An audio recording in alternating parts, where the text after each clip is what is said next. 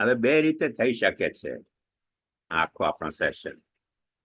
એક તો હું બોલતો રહું, તમે સાંભળતા રહો, અથવા આપણે બંને એકબીજા સાથે બોલતા રહીએ. તે રીતે કયું તમને ગમશે? હા,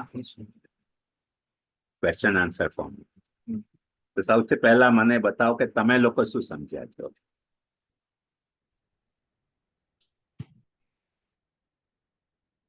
જે કઈ સમજ્યા.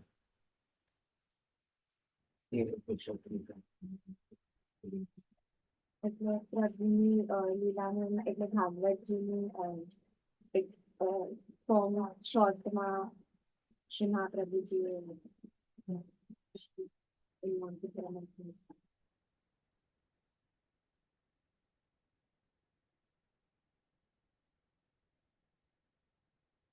એવું છે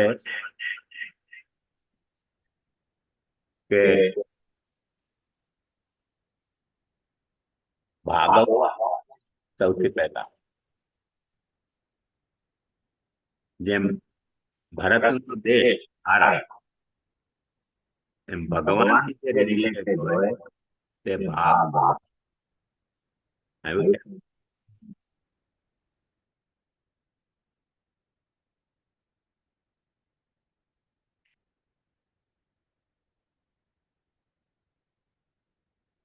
હવે ભગવાનથી રિલેટેડ હોવા માટે ભગવાનના ત્રણ પાસાઓ છે. બ્રહ્મેતિ, પરમાત્મેતિ, ભગવાનિતિ શબ્દ છે. એક બ્રહ્મ પાસો, એક એમનો પરમાત્મા હોવાનો પાસો, એક ભગવાન હોવાનો પાસો, અને ચોથો પાસો કૃષ્ણ હોવાનો એસ્પેક્ટ. અચ્છા, બહુ સારું. કોનો પુત્ર?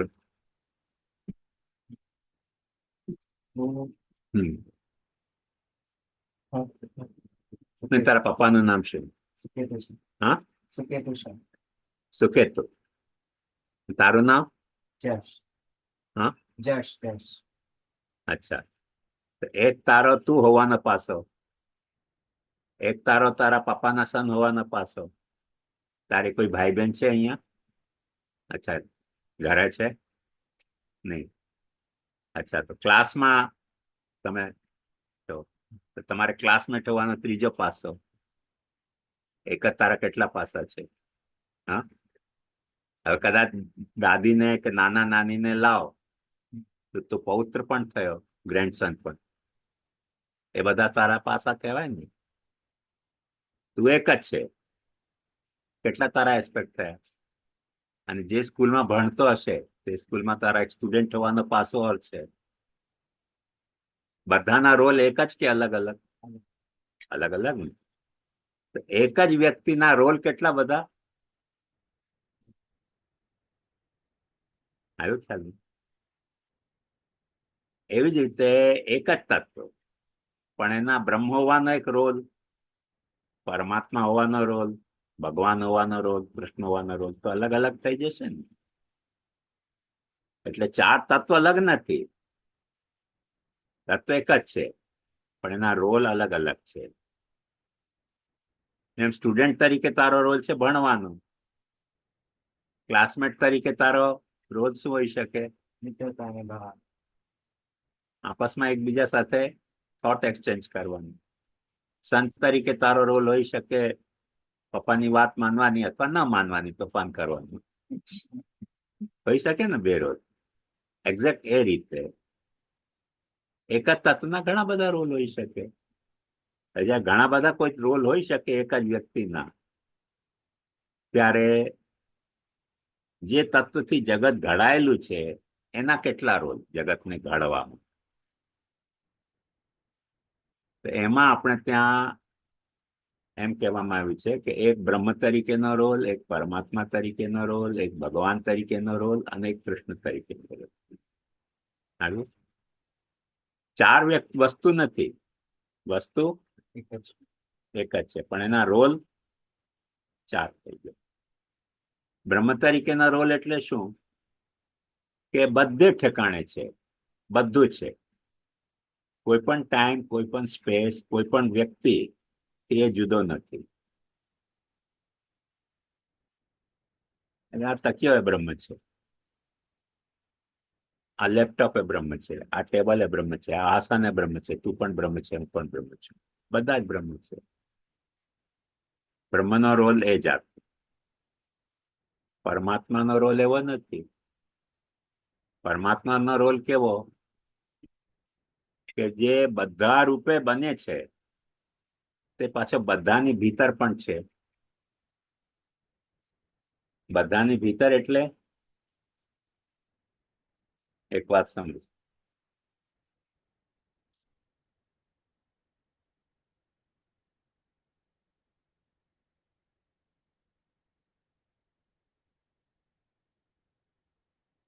કે આપણે માટીથી ઘડો બનાવીએ, હા,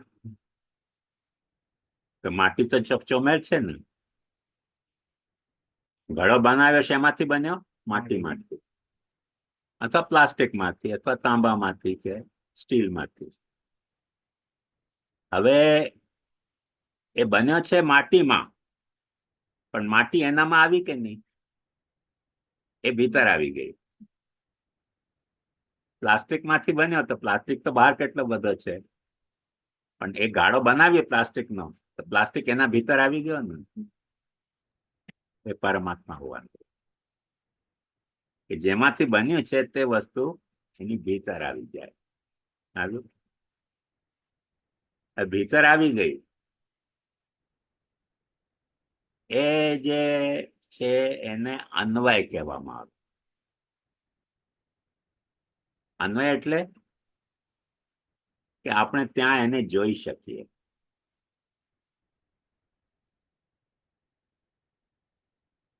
આવ્યું? જેમ આપણે આપણા માતા પિતાના સંતતિ હોઈએ તો આપણા માતા પિતાના જે જીન્સ છે તે આપણામાં આવે ને, એનો અન્વય કહેવાય. પણ ટોટલી માતા પિતા આપણી ભીતર આવી જાય છે? નથી આવતા, એ બહાર પણ રહે છે ને, એમનો વ્યતિરેક કહેવાય. જેમ ટોટલ પ્લાસ્ટિક કોઈ એક પ્લાસ્ટિકના ઘડામાં આવી જાય, ટોટલ માટી જે કોઈ માટીના એક ઘડામાં આવે ના આવે ને, તે બહાર પણ રહે છે. તો જે રીતે અન્વય થાય છે, એમાં જોડાઈ જાય છે, તેવી રીતે એનાથી અલેદા પણ રહે છે. આવ્યું? આપણે આપણા માતા પિતાના સંતતિ છે ને, તો માતા પિતા આપણા ભીતર છે, પણ આપણી ભીતર છે એટલે ટોટલી આપણી ભીતર નથી, બહાર પણ છે. તો એ વ્યતિરેક કહેવાય. જેમ સોનાનો તમે એક રિંગ બનાવી, તો સોનામાં રિંગ બની ને, તો સોનો એનામાં આવી ગયો,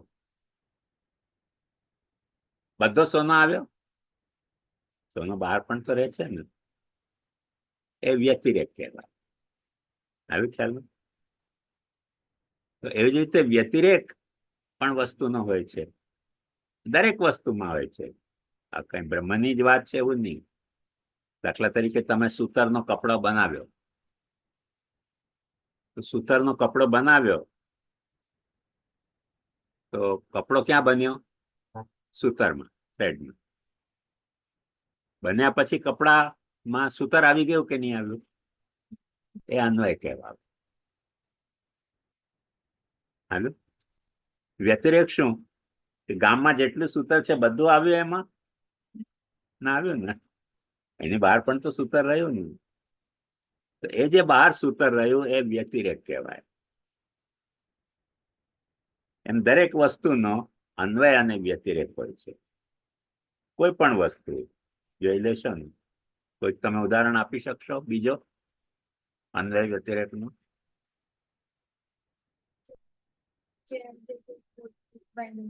હા, જે ચેર છે એ woodથી બની છે, હા. પણ બધું wood use નથી થયું, તો એ વ્યતિરેક. તો વુડ જે છે બહાર પણ રહ્યો, અને વુડથી બનેલી જે ચેર છે એમાં વુડ આવ્યો. તો બે રીતે વુડ આવ્યો ને, એક કારણ તરીકે પણ આવ્યો અને કાર્ય તરીકે પણ આવ્યો. આવ્યો? કારણ તરીકેનો વુડ બહાર છે, પણ વુડ થી બનેલી ખુરશીમાં વુડ તો આવ્યો ને પાછો, તો કારણ તરીકે આવ્યો. તો ફક્ત કારણ તરીકે જ આવ્યો ને કાર્ય તરીકે ના આવ્યો તો ખુરશી બને જ નહીં. કાર્ય તરીકે પણ આવ્યો. એ બે રીતે અન્વય થયો અને બે રીતે એનો વ્યતિરેક થાય. આવી ખ્યાલ? જેમ કોઈક એક્ટર છે, કોઈક એક્ટર કોઈક એક ફિલ્મમાં કે નાટકમાં કંઈક રોલ એને એક્સેપ્ટ કર્યો. એ રોલમાં એક્ટર આવ્યો કે ના આવ્યો? આવ્યો ને. કોઈ અમિતાભ બચ્ચન હોય, શાહરૂખ ખાન હોય, કોઈ પણ હોય, જે એને રોલ કર્યો એમાં આવી ગયો ને, એનો શું કહેવાય? અન્વય. પણ એને એક જ ફિલ્મમાં કર્યું છે કામ, બીજી ઘણી બધી ફિલ્મોમાં કર્યું છે, તેમાં આ રોલ ના હોય, બીજો કઈ હોય એનો, તેનો વ્યતિરેક પણ તો છે ને, એ બહાર પણ છે એનું. તો જે એવી રીતે બ્રહ્મનો જે વ્યતિરેક છે જગતમાં, તેને ભગવાન અને કૃષ્ણ કહેવાય છે.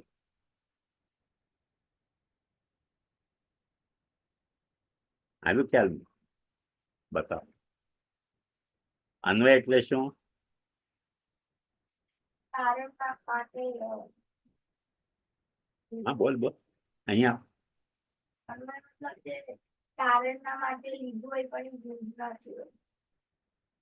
કારણના માટે લીધું હમ પણ યુઝ ના થયું.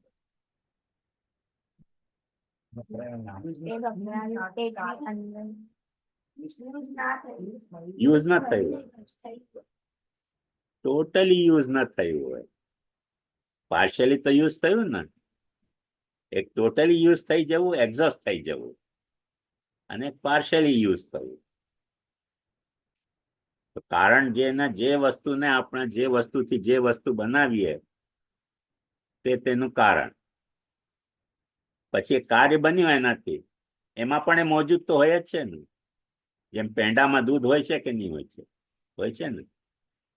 પેંડામાં દૂધ હોય છે, દૂધ શું થયું? બ્રહ્મ જેવું. પેંડા શું થયું? જગત જેવું. એમાં પાછો દૂધ હોય છે પેંડામાં, એ શું છે? પરમાત્મા જેવું. આવી ગયું ખ્યાલમાં? પણ બધો દૂધ એમાં આવ્યો ના આવ્યો, એટલે એ ભગવાન જેવો. આવી ગઈ સમજમાં વાત? અને પાછો એક સમજો કે પેંડાને માં તમે દૂધ પાછો લગાવો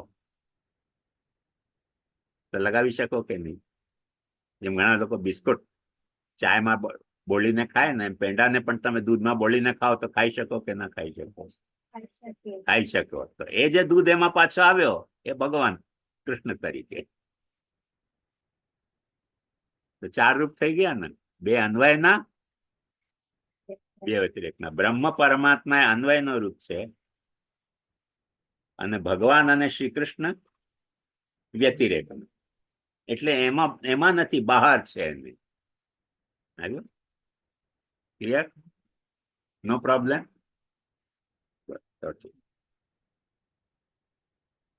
આ જે રિલેશન છે, આ રિલેશનને ભાગવત જ્યારે ભગવાનનું વર્ણન કરે છે ત્યારે 10 રીતે કરે છે. સર્ગ, વિસર્ગ, સ્થાન અને પોષણ એ અન્વય, અને ઉતિ. સર્ગ, વિસર્ગ, સ્થાન, પોષણ અને ઉતિ એ અન્વય.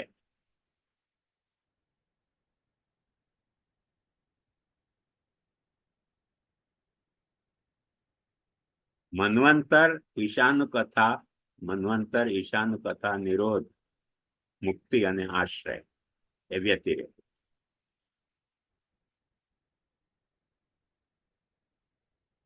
જે બહાર રહેલો એ પોર્શન, જે જગતમાં ઇન્વોલ્વ નથી થયો. જગતમાં ઇન્વોલ્વ નથી થયો એટલે કારણ તરીકે પણ અને કાર્ય તરીકે પણ બહાર રહ્યો. હવે એક વસ્તુ એવી છે કે કેટલાક ધર્મ એમ માને છે કે ભગવાન જગતમાં આવી શકતા નથી.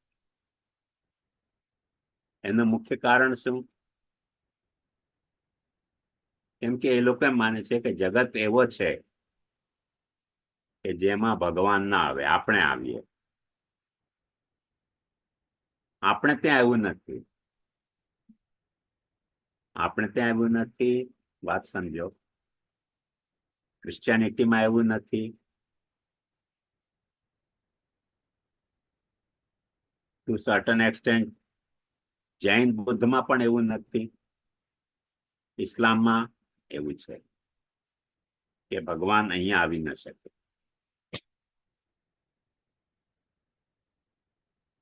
કેમ ના આવી શકે? એનું કારણ એ લોકો એમ કે છે કે ભગવાનને આવવાની દરકાર નથી. ભગવાનને આવવાની જરૂરત નથી, એટલે નથી આવતા. આવી ખાલી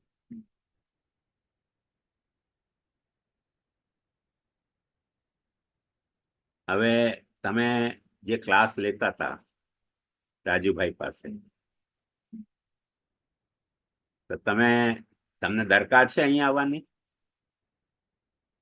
જરૂરત નથી. પણ રાજુભાઈએ કહ્યું કે ચાલો આજે અહીંયા ક્લાસ ચાલશે, તો તમારે આવવું પડ્યું કે નહીં? કે ના આવવું પડ્યું? તો તમે આવી નથી શકતા એવું તો નથી ને? આવતા નહોતા એ એક જુદી વસ્તુ છે, પણ આવી નથી શકતા એવું તો નથી. આપણે એમ માનીએ છીએ કે ભગવાન આવી શકતા નથી એમ ન માનવું જોઈએ, આવી શકે છે. એ આપણે માનીએ છીએ, ક્રિશ્ચિયાનિટી પણ માને છે. એટલે શંકર, શૈવ, રામાનુજ, માધવ, વલ્લભ બધા મતો માને છે. ઇસ્લામ એવું નથી માનતો. એટલે એના માટે નો એડમિશન વિધાઉટ પરમિશન છે. પણ ભગવાનને રોકનારો કોણ? ભાઈ તમે જગત બનાવ્યું છે, તમે જગતમાં નહીં આવતા, એવું આપણે ભગવાનને કહી શકીએ? એની ઈચ્છા હોય તો આવી શકે. મુખ્ય મુદ્દાની વાત એ છે. એટલે ભગવાન જગતમાં આવી શકે છે, તેનું નામ કૃષ્ણ. ક્લિયર? હવે આ સરળતાથી તમારે વાત સમજવી હોય તો તમે એમ પણ સમજી શકો છો કે આપણી આખી સોલાર સિસ્ટમ છે કોનાથી બની? સનથી. સનથી બની ને. સનમાંથી કોઈક હિસ્સો બહાર આવ્યો અને સનને ચોમેર ફરવા માંડ્યો. એ જામીને પૃથ્વી થઈ ગઈ. પૃથ્વી થઈ ગઈ ને, તો સન એમાં કારણ તરીકે છે. પૃથ્વીના અંદર જે લાવારસ ભરેલો છે, આયરન બોલ છે, ગરમ, એ એટલો જ ગરમ છે પાછો સન જેવો. એ પરમાત્મા જેવો છે. પણ સનની ધૂપ આવે છે કે નહીં? સન પોતાના વાદળાથી વરસાદ વરસાવે છે કે નહીં? એ ભગવાન જેવો થઈ ગયો, કૃષ્ણ જેવો. આવ્યું ખ્યાલમાં? આવી તો શકે છે ને, સનલાઇટ તો આવી રહી છે ને, એ કૃષ્ણ જેવો થઈ ગયો. ભાઈ આવી શકે છે. આપણે તેરા લગાવીને બેઠા હોઈએ ને સનલાઇટ ના આવતી હોય એ વસ્તુ જુદી, પણ સનલાઇટ આવી તો શકે છે ને. અને કદાચ તમે જોયું હોય તો આપણે ટેરા પણ લગાવ્યા હોય બારીમાં, તો પણ સનલાઇટ તો આવી જાય. ધૂપ ના આવે, લાઇટ તો આવે. એટલે સનના પાછા લાઇટના બે પાસાઓ, એક હીટ અને એક લાઇટ. આવ્યો? હીટ કદાચ ના આવે પણ લાઇટ તો આવી શકે ને. લાઇટ કદાચ ના આવે પણ હીટ તો આવી જાય ને. હમણાં જો લાઇટ નથી આવી રહી પણ હીટ તો આવી રહી છે ને. ક્યાંની હીટ આવી રહી છે? સનની. એક્ઝેક્ટલી એવી રીતે ભગવાન પણ આવી શકે છે. કોઈક વખતે પોતાની લાઇટના રૂપે, કોઈક વખતે પોતાના હીટ રૂપે. આ જેટલા પણ પ્લાન્ટ્સ છે ને, એ શું કરે? સનલાઇટને એબ્ઝોર્બ કરે. એબ્ઝોર્બ કરે એને શુગર બનાવે. તેમાં સન આવ્યો કે ના આવ્યો કહેવાય? આવ્યો કહેવાય ને. જો સનલાઇટ ને એબ્ઝોર્બ ના કરે કોઈ પણ પાંદડાને તમે સનલાઇટ થી ડિપ્રાઈવ કરી દો થોડાક દિવસમાં મરી જશે. કેમ મરી જશે? કેમ કે એની લાઈફ ડિપેન્ડ કરે છે સનલાઇટ ઉપર, પ્લાન્ટની. તમે પ્રયોગ જોયો હશે, એના ઉપર ઢાંકી દો, લાઇટ ના આવે તો મરી જાય. મરી જાય ને. તો એમને જીવડાવવાનો હેતુ શું છે? સનલાઇટ. એમને પેદા કરનારો હેતુ કોણ છે? સનલાઇટ. અને કદાચ જો સનલાઇટ વધુ આવી જાય હીટ થઈને તો પ્લાન્ટ બળી પણ જતો હોય છે. તો મારવાનો હેતુ કોણ છે? સનલાઇટ. એટલે આપણે ત્યાં બ્રહ્મની પરિભાષામાં એમ કહેવામાં આવ્યું કે જેનાથી જગત ઉત્પન્ન થાય છે, જેનામાં જગત જીવે છે અને જેનામાં ખતમ થાય છે તેનું નામ બ્રહ્મ. એના અક્ષર સમજમાં આવી ગયો? કઈ ડાઉટ છે? બરાબર બોલી શકશો? બોલો. છે જે સૃષ્ટિને બનાવે, જેનું ધ્યાન રાખે ને એને નષ્ટ કરે. નષ્ટ કરે. હવે ઘણા લોકો એમ સમજે છે કે જે બનાવે તે નષ્ટ ન કરે, પણ દુનિયાની દરેક વસ્તુ એવી છે કે જેનું કારણ છે ને એ કારણથી જ વસ્તુ નષ્ટ થતી હોય છે અને કારણથી જ વસ્તુ પેદા થતી હોય છે. તમને ખ્યાલ છે આપણી બોડીમાં શુગર અને સોલ્ટ કેટલો છે?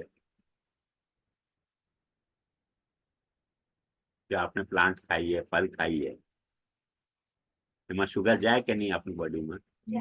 જાય ને. અને શુગર વધી જાય તો મરી જઈએ કે નહીં? મરી જઈએ ને. સોલ્ટ પણ વધી જાય તો પ્રેશર વધી જાય તો એ મરી જાય. એટલે જે વસ્તુ કારણ છે તે જ ખતમ પણ કરતી હોય છે, જે ખતમ કરી છે તે જ કાર્ય પણ પેદા કરતી હોય છે. એટલે આપણે ત્યાં એ બાબતમાં બ્રહ્મને માટે એમ કહેવામાં આવ્યું કે બ્રહ્મ એટલે શું? કે જેમાં જગત પેદા થાય છે, જેમાં જગત ટકી રહે છે અને જેમાં ખતમ થાય છે તેનું નામ બ્રહ્મ. એ પરિભાષા ભગવાન ઉપર લાગુ નથી થતી, કૃષ્ણ ઉપર લાગુ નથી થતી, એ પાસા ઉપર. કૃષ્ણના આ પાસા ઉપર આ પરિભાષા લાગુ થાય છે. એનું કારણ શું? કેમ કે કૃષ્ણ વ્યતિરેક છે, અન્વય નથી. જેનો અન્વય હોય તેના ઉપર આ લાગુ થાય. આવ્યું ખ્યાલમાં? જે વ્યતિરેક હોય તેના ઉપર આ નિયમ લાગુ ન થાય. તે ભાગવત જે છે ત્યાં ઉત્પત્તિ, સ્થિતિ અને લય અને સ્વરૂપ, આ ચારને, જગતની ઉત્પત્તિ, જગતની સ્થિતિ અને જગતનો લય અને એનો મૂળ સ્વરૂપ, આ ચાર વસ્તુને પકડીને ભાગવત શું કે છે? એને અન્વય વ્યતિરેકમાં ડિવાઈડ કરે છે. તે 5 લીલા અન્વયની સર્ગ, વિસર્ગ, સ્થાન, પોષણ અને વૃત્તિ, અને મન્વંતર, ઈશાન, કથા, નિરોધ, મુક્તિ અને આશ્રય એ વ્યતિરેક. આવ્યું ખ્યાલમાં? આશ્રય એટલે શું? કે જેમાં અંતેમાં બધું સમાઈ જવાનું છે. હવે આપણે એક સાધારણ ઉદાહરણથી આ વાત જોઈ શકીએ કે જેટલી નદીઓ વહે છે એ ક્યાંથી વહે છે? કોઈક ને કોઈક પહાડમાંથી વહે છે. પહાડ કોઈ નદી પેદા કરે? કોઈ પણ પહાડ નદી પેદા નથી કરતો. કોઈ પણ જમીનમાંથી નદી પેદા થાય? ના. વરસાદથી જ થાય. વરસાદ ક્યાંથી આવે છે? સમુદ્રમાંથી બાષ્પીભવનને કારણે. સમુદ્રનું પાણી જે ઇવોપોરેટ થાય તે ઉપર જાય. ઉપર જઈને વરસાદ બનીને વરસે. એને જમીન પી લે, પહાડ પી લે, એમાં ભરાઈ જાય પાણી. ભરાઈ જાય પાછો વહે, વહીને પાછો સમુદ્રમાં જાય, સમુદ્રથી પાછો બાષ્પીભવન થાય. તો જે સાયકલ ચાલી રહ્યું છે એક્ઝેક્ટલી એનું નામ લીલા. ખ્યાલમાં? કે જે પાણી સમુદ્રમાંથી પેદા થયો બાષ્પીભવન જે વરસાદ બન્યો, જે નદી થઈને વહ્યો, જે પાછો સમુદ્રમાં મળ્યો અને પાછો બાષ્પીભવન થઈને સાયકલ ચાલતો રહે, એ સાયકલને આપણે લીલા કહીએ. હવે લીલાનો મતલબ શું? એક વાત ધ્યાનથી સમજો. લીલાનો મતલબ એ કે કોઈ પણ કામ તમે કોઈ પર્પસ થી કરો તો લીલા નથી. જેમ પરીક્ષા માટે તમે તૈયારી કરો, સિરિયસ મેટર કહેવાય. પરીક્ષા ના આપી હોય અને બુકમાં તમને મજા પડી વાંચવાની અને તમે બુક વાંચતા હો તો એ લીલા થઈ ગઈ. બહુ સિરિયસ થઈને વાંચતા હો કે હા મગિંગ કરી રહ્યા છે તો એ તો સિરિયસનેસ આવી ગઈ ને. સિરિયસનેસ આવે છે એ તો પરીક્ષા થયા પછી પતી જતી હોય છે. પતી જાય ને પછી તમને કોઈ કહે કે બતાવો શું તમે લખ્યું તો તમને યાદ આવે?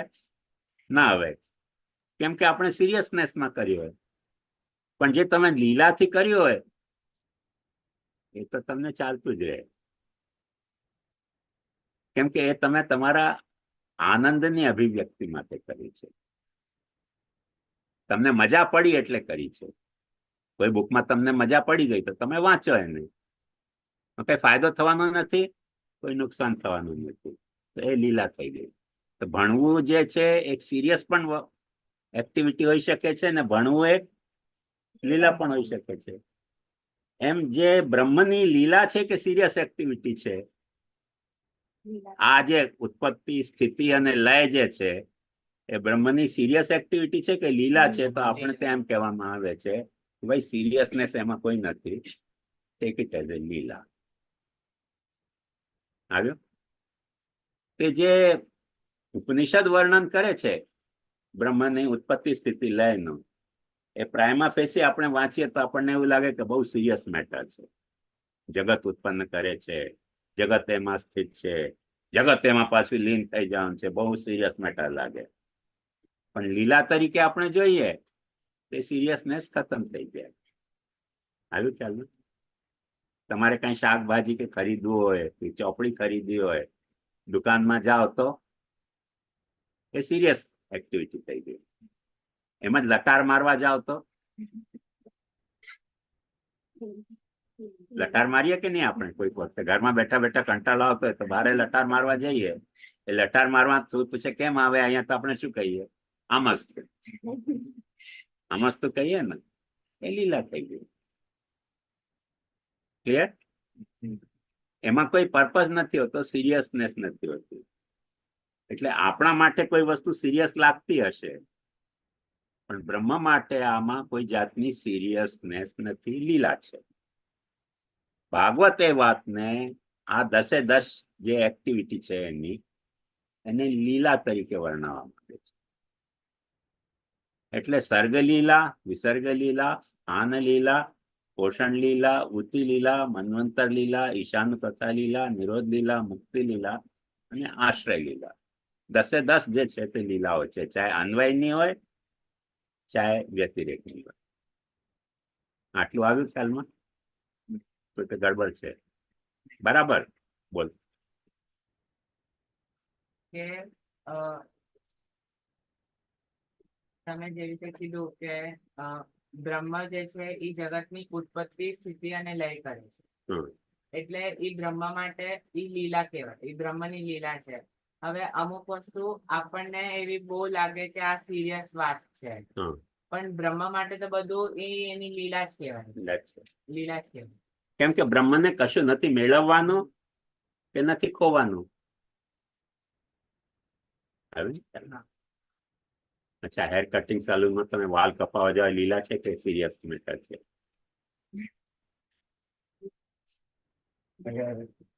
અગર સારું લાગવું હોય તો લીલા, અને અગર પપ્પા મમ્મી બોલે તો સિરિયસ.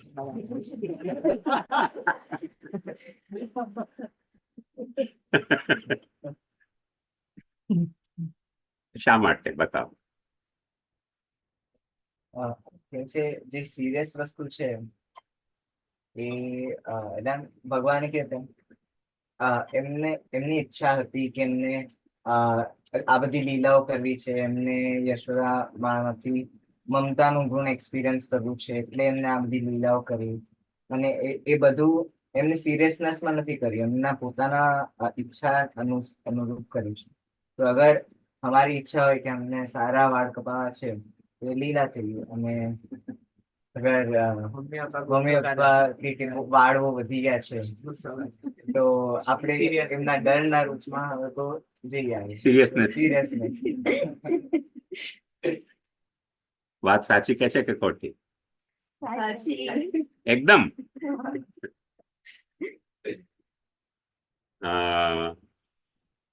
એક વાત આમાં ફરક કેટલો પડ્યો, બહુ સારું તે કહ્યું, પણ એક ફરક પડ્યો કે મમ્મી પપ્પા કપાવા લઈ જાય તો લીલા ન કહેવાય, ને આપણે પોતે કપાવીએ તો લીલા કહેવાય. બ્રહ્મને લઈ જનારો કોણ?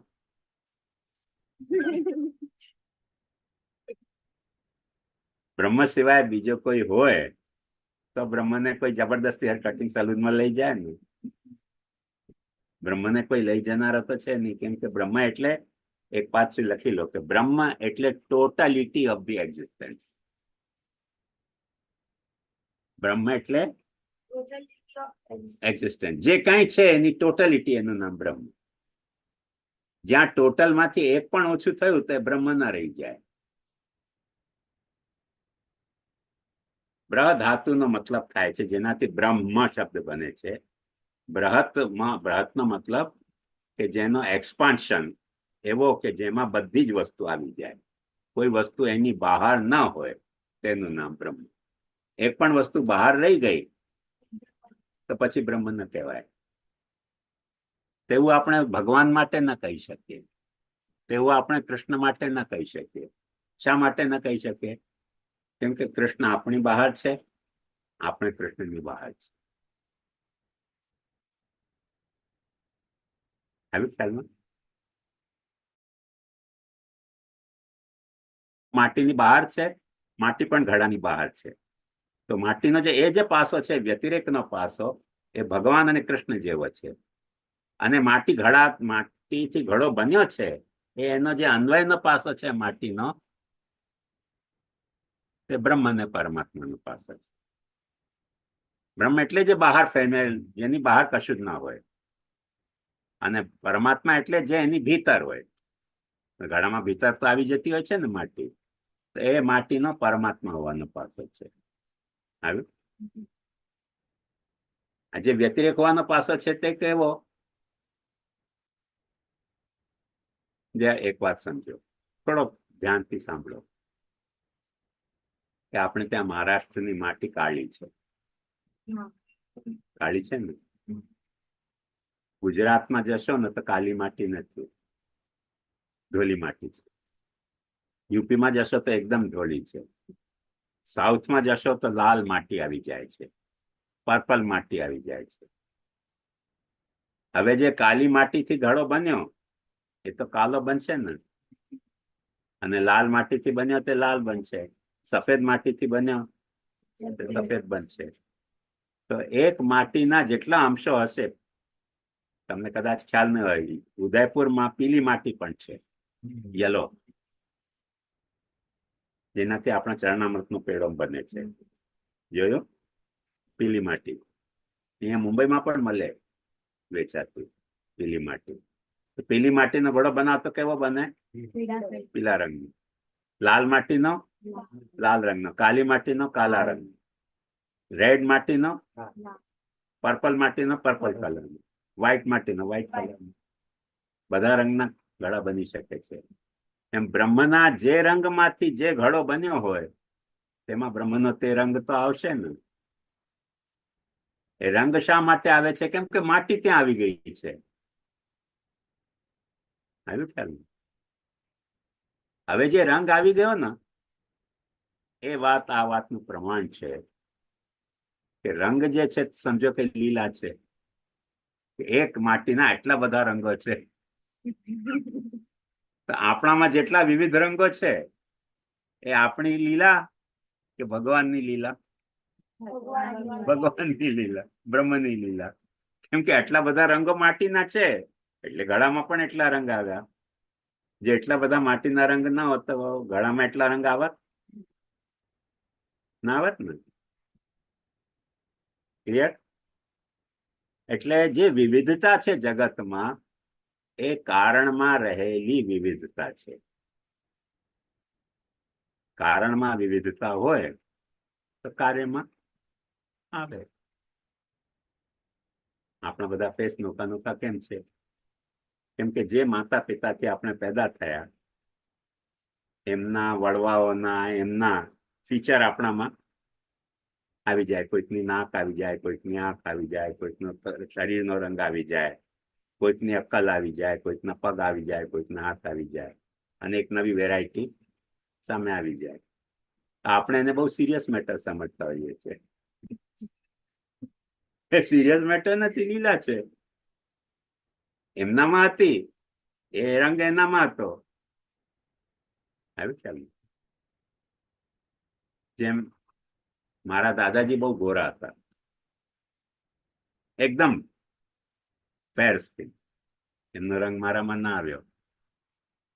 મારી મમ્મી એકદમ સાવલી હતી, સાઉથ ઇન્ડિયન હોવાને કારણે. એ મારામાં એટલો ડાર્ક સ્કિન પણ ના આવી. જેમાં રંગ આવી ગયો. કેવી રીતે આવ્યો? નથી મમ્મીથી આવ્યો, નથી પપ્પાથી આવ્યો. ક્યાંથી આવ્યો? ગ્રેટ ગ્રેન્ડફાધરથી. એ લીલા છે ને, કેમ કે કોમ્બિનેશન ઓચિંતું કેવી રીતે થઈ ગયું. અને જે હાઈટ આવી મારા ફાધર થી આવી ગઈ. એવું ખ્યાલ? એમ નવા જે કોમ્બિનેશન બનતા હોય છે એને કારણે જે વેરાયટી પેદા થતી હોય છે એ વેરાયટીને કારણે હવે તારું જોઈ લે, હાઈટ કોની આવી તારામાં? ઢીલા થઈ ગઈ કે નહીં? એ બાબતમાં તો કોઈ સિરિયસ પ્રયાસ કર્યો તો નથી કર્યો ને. પોતાની મેળે આવી ગઈ, લીલા થઈ ગઈ, લટાર મારવા જેવી. ક્લિયર? એટલે આ આખા જગતમાં જેટલી વિવિધતા છે એ વિવિધતા પણ એની લીલા છે, જુદી જુદી રીતે લટાર મારે છે. હવે આપણે કેટલું સમજ્યા? પહેલી વાત એ સમજ્યા કે કોઈ પણ જે કારણ હોય એમાં અન્વય અને વ્યતિરેક હોવો જોઈએ. એટલે પાર્શિયલી ઇન્વોલ્વ હોવો જોઈએ, પાર્શિયલી બહાર પણ રહેવો જોઈએ કાર્યથી. અન્વય વ્યતિરેક. અન્વય વ્યતિરેકની બીજી બે વેરાયટી શું?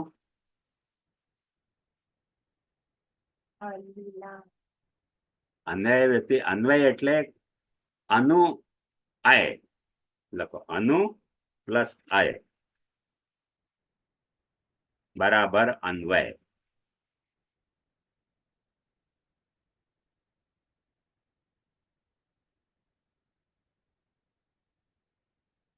અનુ એટલે પાછળ, આય એટલે આવવું.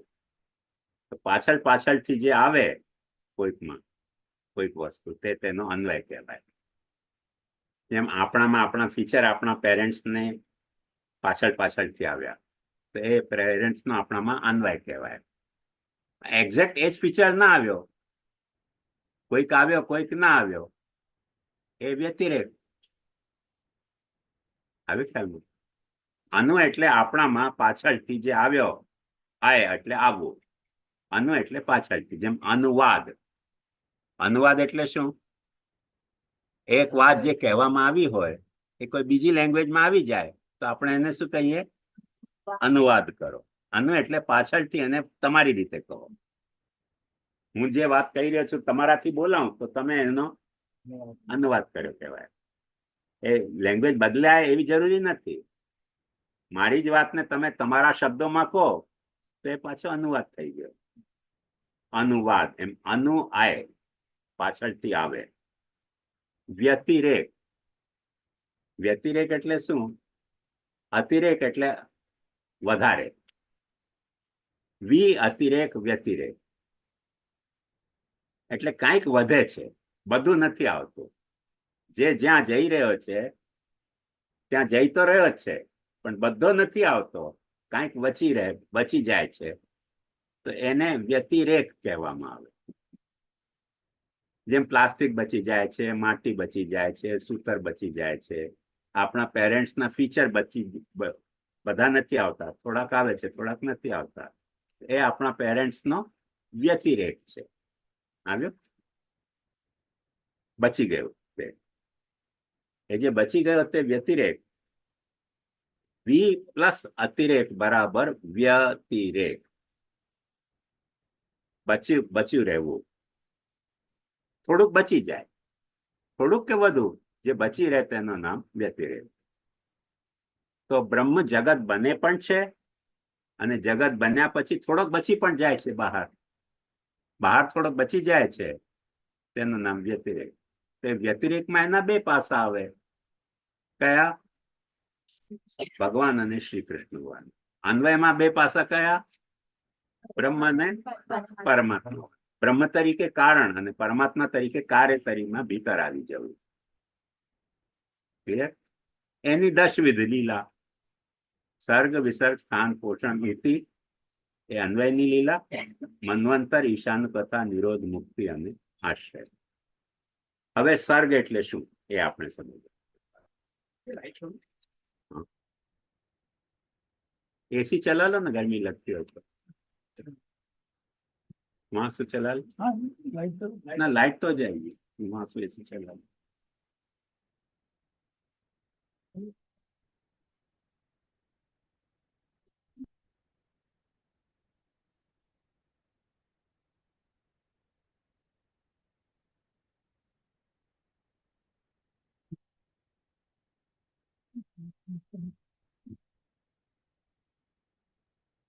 ले ले पीछे, हाँ यही ले ले,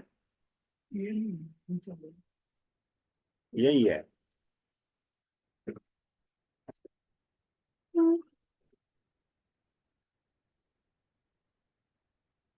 बंद है कांच?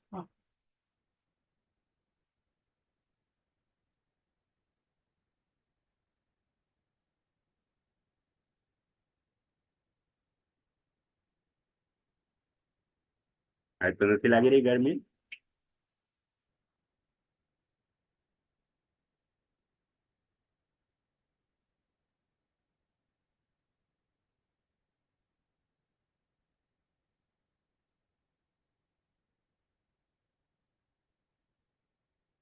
હવે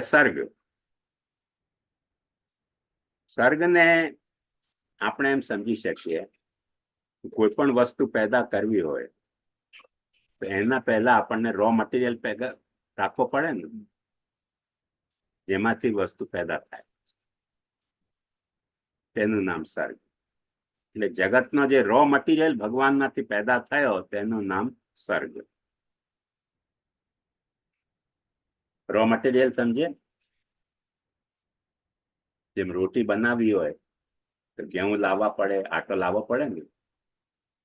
તો રો મટીરિયલ શું થયો રોટલાનો? ઘઉં કે આટો. કયા સ્ટેજ ઉપરથી તમે લાવો છો તમારા ઘરની વ્યવસ્થા ઉપર ડિપેન્ડ કરે. કોઈના ઘરમાં ઘંટી હોય, કોઈના ઘરમાં ઘંટી ન હોય દળવાની. એટલે કોઈ ઘઉં લાવે તો પોતે દળીને એનો આટો બનાવે ને, કોઈ રેડીમેડ બજારમાંથી આટો લઈ આવે. તો રોટીનો રો મટીરિયલ આટો આવ્યો. એ રો મટીરિયલ લાવ્યા પછી તમે એનાથી રોટી બનાવો એ વિસર્ગ. એમાં આપણે બીજા ઇન્સ્ટ્રુમેન્ટ જોઈએ, ચકલો જોઈએ, બેલન જોઈએ, તવા જોઈએ, સીગડી જોઈએ. તેને ઓર્ગેનાઇઝ કરવું, જે રો મટીરિયલ માંથી જગતને ઓર્ગેનાઇઝ કરવું, તેનું નામ વિસર્ગ. પેડાનું રો મટીરિયલ કયું બતાવો? પેંડો બનાવવો હોય તો પછી વિસર્ગ કરવું હોય તો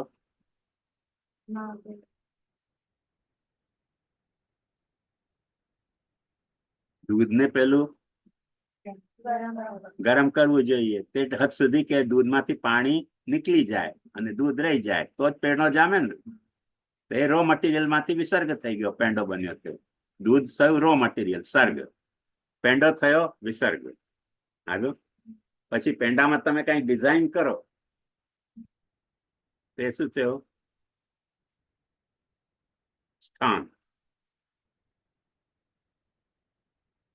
સ્થાન કેવી રીતે?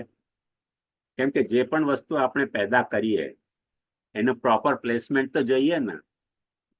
પેંડો બનાવીને તમે ક્યાં મૂકશો? ટોયલેટમાં તો નહીં મૂકો. એના માટે એક પ્રોપર પ્લેસ હશે ને, એનું નામ સ્થાન. સમજી ગયા? એને મેન્ટેન કરવા માટે મેન્ટેન કર, કેમ કે સ્થાનમાં નહીં હોય તો વસ્તુ બગડી જાય. તમે માટી લાવ્યા, તમે છોડ લાવ્યા, એક કુંડો લાવ્યા, તો કુંડો શું છે? સ્થાન. માટી ને છોડ શું છે? Raw material. એમાંથી તમે કુંડામાં એક પેડ ઉગાવ્યો, તે સર્ગ વિસર્ગ અને સ્થાન થઈ ગયો ને. આવ્યું? હવે કોઈ ઇન્ડોર પ્લાન્ટ હશે તો તમે ઘરમાં મૂકશો, બહાર. ઇન્ડોર પ્લાન્ટ નહીં હોય તો ક્યાં મૂકશો? બહાર મૂકશો. એ બધું સ્થાન થયું. તો દરેક વસ્તુને ઉત્પન્ન કર્યા પછી પેલા રો મટીરિયલ, પછી એને પેદા કરવું, પછી એનો પ્લેસમેન્ટ કરવો, પછી એનું પોષણ પણ જરૂરી હોય છે, મેન્ટેનન્સ. જેમ મેં એક વખતે અહીંયા જમનાબાઈ કોલેજમાં, સ્કૂલમાં પ્લાન્ટનો એક્ઝિબિશન આવ્યો. એમાં બધા કેક્ટસના બહુ સારા વેરાયટી હતી. મને પણ જોશ આવી ગયો, આપણે કેક્ટસ રાખવું જોઈએ. પુષ્ટિમાર્ગ જવાના કારણે ખોટી ટેવ, રોજ રોજ એને પાણી પીવડાવું, એ મરી ગયા. કેમ કે પોષણ ન થયું. કેક્ટસને પાણીની જરૂરત નથી હોતી. Cactus ક્યાંનો plant? ડેઝર્ટનો. એ પોતાનામાં પાણી રાખતો હોય છે. જે ડેઝર્ટના પ્લાન્ટ નથી હોતા તે પોતાનામાં પાણી નથી રાખતા, એટલે એમને પાણીની જરૂરત પડે. એ તો પોતાનામાં પાણી રાખે. હવે વધારે આપણે પાણી પીવડાવીએ તો જે પોષક છે તે મારક થઈ જાય. આવ્યું ખ્યાલમાં? એ બધા જે કેક્ટસ હતા એવા ઢીલા ઢીલા ઢીલા થઈને ખતમ થઈ ગયા. કારણ શું? બહુ વધારે પાણી પીવડાવી દીધું. આવ્યું ને ખ્યાલ? તો પોષણ કેટલું જોઈએ એટલું પોષણ એને મળે તો એ જીવે, નહીં તો જીવે જઈ. આવ્યું? હું દરેક વખતે એક વાત સંભળાવતો છું. અમારા પ્રથમેશ કાકાજીએ ઉજ્જૈનમાં સિંહો મેલામાં એક આયોજન કર્યું. કે કાકાજીએ ત્યાં યજ્ઞ કરવા બેસી ગયા. આ પ્રવચન કોણ કરે? પબ્લિક તો આવી ગઈ. પબ્લિકને તો યજ્ઞ કરવું મળે નહીં. દર્શન કેટલી વખત કરે યજ્ઞના, એટલે પબ્લિક બોર થતી હતી. કાકાજીને એમ થયું કે કોઈક માણસ આવે ને એમને પ્રવચન કરે તો સારું. એક કોઈ ભાઈ આવ્યા બીજા સંપ્રદાયના. એમણે કહ્યું કે મહારાજ કંઈક આજ્ઞા કરો. કાકાજીને જરૂરત હતી કોઈ પ્રવચન કરે એની. કાકાજી કહે તમે પ્રવચન કરશો? મેં તો ક્યાં કરીશ, ધર્મનું પ્રવચન કરવું છે. પણ મેં તો મારા ખાવા પીવાની વ્યવસ્થા કેવી રીતે થશે? કાકાજી એક બહુ મજેદાર વાત થઈ કે પુષ્ટિ માર્ગમાં કઈ ખાવા પીવાની ચિંતા કરવાની હોય એ તો આનંદથી પ્રવચન કરી. ગરમીના દિવસો હતા અને ગાંઠિયા અને મોહનથાલ બન્યો હતો. એમણે કોઈ દિવસે મોહનથાલ ખાયો નહીં. મોહનથાલ સમજો છો? વેસણનો જોઈએ ને. એક મોહનથાલ એમણે ચખ્યો. એમને કે આ શું છે? એમને કહ્યું આ તો પુષ્ટિ માર્ગ છે. એમણે કહ્યું એક પુષ્ટિ માર્ગ ઓર લાવો, એક પુષ્ટિ માર્ગ ઓર લાવો. એવા 16 પુષ્ટિ માર્ગ ખાઈ ગયા. પછી તો એમને ઝાડા થઈ ગયા. એટલે કાકાજીએ કહ્યું એમને કે પંડિતજી પુષ્ટિ માર્ગ ખાવું સરળ છે, પચાવવું અઘરું છે. એટલે એકાદ બે ખાધું હોત તો જળવાઈ રહે. 16 પુષ્ટિ માર્ગ ખાઈ ગયા તો પછી તો ઝાડા થઈ જાય કે ન થઈ જાય, પાછા ગાંઠિયા સાથે. એટલે પ્રવચન કરી જ શક્યા નહીં. લોટા લઈને અહીંયાથી ત્યાં પડતા રહે. આવ્યું ને ખ્યાલમાં? એટલે પોષણમાં અંદાજ હોવો જોઈએ કે તેનું કેટલું પોષણ કરીએ તો એ સરખી રીતે જળવાય, કેટલું પાણી પ્લાન્ટને પીવડાવીએ તો એ પ્લાન્ટ સર્વાઈવ કરે, કેટલો પાણી ન પીવડાવે તો મરી જાય, કેટલો પ્લાન્ટને લાઇટ આપીએ તો એ સર્વાઈવ કરે, કેટલી લાઇટ આપીએ તો એ મરી જાય. દરેકનો પોષણ પોતાના કોન્સ્ટિટ્યુશન મુજબ હોય છે. તો એમ ભગવાને જગતમાં જે વિવિધતા પેદા કરી તે વિવિધતાનું પોષણ કરવું તે પણ એક ભગવાનની લીલા છે. સ્થાન પછી આવ્યું ખ્યાલમાં? પછી સ્થાનમ પોષણ મૂતય. હવે એક વાત સમજો, કોઈ પણ વસ્તુ જેનું આપણે પોષણ કરીએ ને, જે રીતે પોષણનો આપણે અંગ્રેજીમાં સરળતાથી અપબ્રિંગિંગ અર્થ કરી શકીએ. અપબ્રિંગિંગ સમજો છો? તમારા પપ્પા વડીલ પેરેન્ટ્સે તમને અપબ્રિંગ કરી રહ્યા છે, ઉછેરી રહ્યા છે. તો જેને જેવી રીતે ઉછેરવામાં આવે ને તેનામાં તેવી જાતની ભાવના જાગી જતી હોય છે. આવ્યું ચાલુ? અમારા એક કઝિન, એમને એક પણ છોકરો ન થયો. સૌથી નાની છોકરીને એમણે છોકરા તરીકે ઉછેર કર્યો. એટલે છોકરાની માફક વાલ રાખે, છોકરાની માફક કપડા પહેરે, છોકરા તરીકે બોલે. પરણીને ગઈ તો એના પતિથી બન્યું જ નહીં, કેમ કે પોતાને છોકરો સમજતી હતી. આડે આવી ગયો, પાછી ઘેર આવવું પડ્યું, કેમ કે તો પોતાની જાતને છોકરી માનવા તૈયાર જ નથી, કેમ કે પેરેન્ટ્સ એની અપબ્રિંગિંગ છોકરા તરીકે કરી. તો લફડો થઈ ગયો ને. હજી પણ ઘરમાં બેઠી છે. તો એવું થઈ જાય. એટલે જેની તમે જે રીતે અપબ્રિંગિંગ કરો તે જાતનો નેચર એનો ઘડાઈ જાય ને, એ જે નેચર એનો ઘડાયો. એક વાત સમજો, તમારે ત્યાં તમે ટોવેલ વાપરતા હશો નાયા પછી, હા, અને તમારે ત્યાં જમીન લૂછવાનું પણ હશે. એ કેટલા વખત ચાલે અને ટોવેલ કેટલા વખત ચાલે? કોણ વધારે ચાલે? ટોવેલ વધારે ચાલે, કેમ કે એને તમે એ રીતે ઉછેરો છો. જે પોછાનો કપડો હોય ને એને આપણે મોટા ભાગના મેં જોયા છે કે આમને આમ નીચોડીએ પણ નહીં, ડૂચો કરીને મૂકી દઈએ, એટલે પેલો એનો સૂતરો જે છે તે ગળતો રહે, સડતો રહે અને પછી ફાટી જાય. પણ ઘસારો એને જ વધારે લાગે.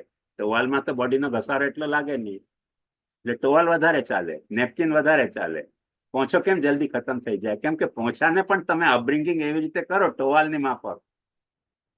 મારે પાસે આજે 4 વર્ષ પુરાનો પોંછો છે, કેમ કે હું પોંછાને ટોવેલની માફક અપબ્રિંગિંગ કરું છું.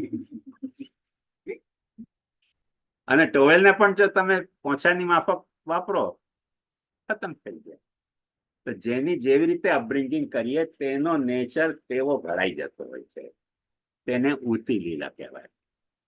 સમજ્યા?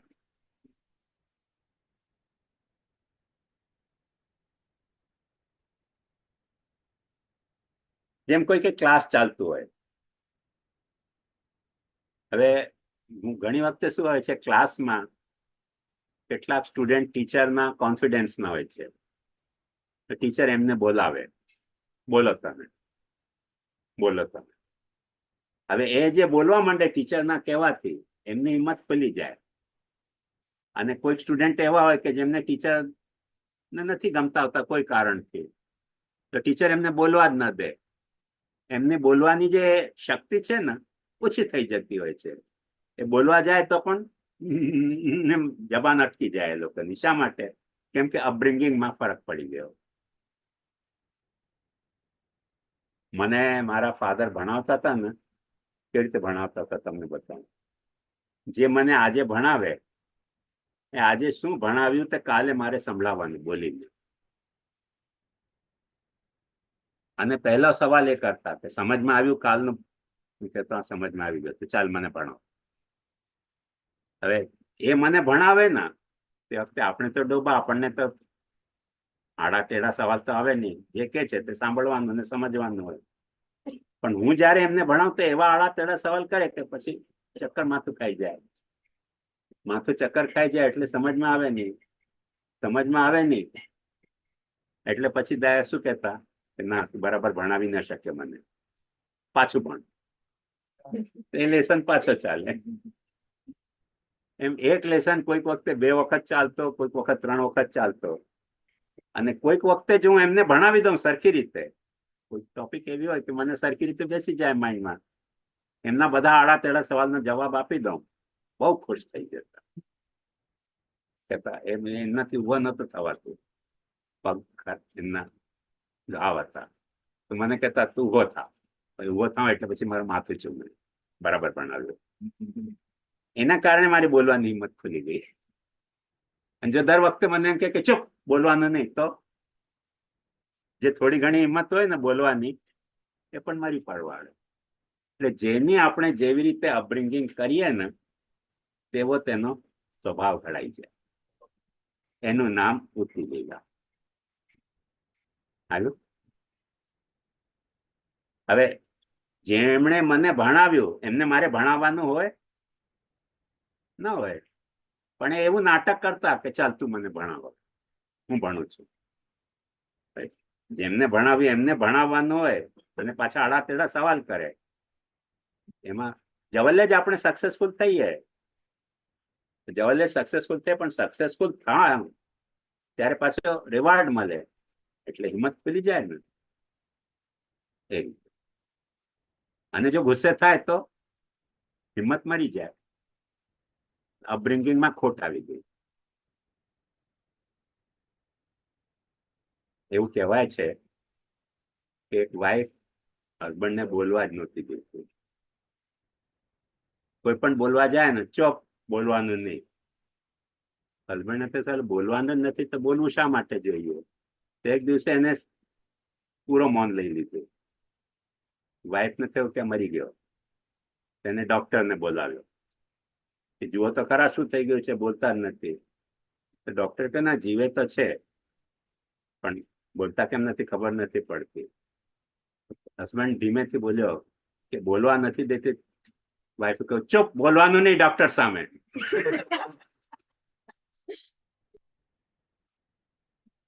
તો બોલવા જ ન દે તો કેવી રીતે બોલે માણસ. એટલે એનો સંસ્કાર એવો થઈ ગયો કે બોલવાનું જ નહીં આપણે. આવ્યું ખ્યાલમાં? તો જેનો જેવી રીતે ઉછેર કરીએ તે જાતની તેની પર્સનાલિટી ઘડાઈ જતી હોય છે. આવ્યું ખ્યાલ? તમે જોયું હશે ઘણા બધા કૂતરાઓના નામ રાખે. એ કૂતરાઓને નામ નથી હોતા આપણા જે નામ હોય છે, પણ એમને નામ રાખીને આપણા બાળકની જેમ આપણે બોલાવીએ ને તો કૂતરાને પણ એમ થઈ જતું હોય છે કે હું ટોમી છું, હું ડોગી છું, આ હું છું. અને જે જાનવરોને આપણે પાલીએ ને એનું નામ ના રાખીએ એને ખબર નથી પડતી કે હું શું છું તમારો. તો જે રીતે જેને ઉછેર કરીએ તેવા જાતનો તેનો પર્સનાલિટી ઘડાઈ જતી હોય છે, તેવી જાતનો તેનો નેચર ઘડાઈ જતો હોય છે. ટોમીને તમે ટોમી કહો તો તરત આવી જાય કે નહીં. હમણાં એક કોઈ પરિવારમાં એક ગાય જન્મી. એક પરિવાર વાળાએ મને પૂછ્યું કે આ કાળી રંગની વાછરડી આવી છે, એનું નામ શું રાખવું. અને ઇન્સિડેન્ટલી મારા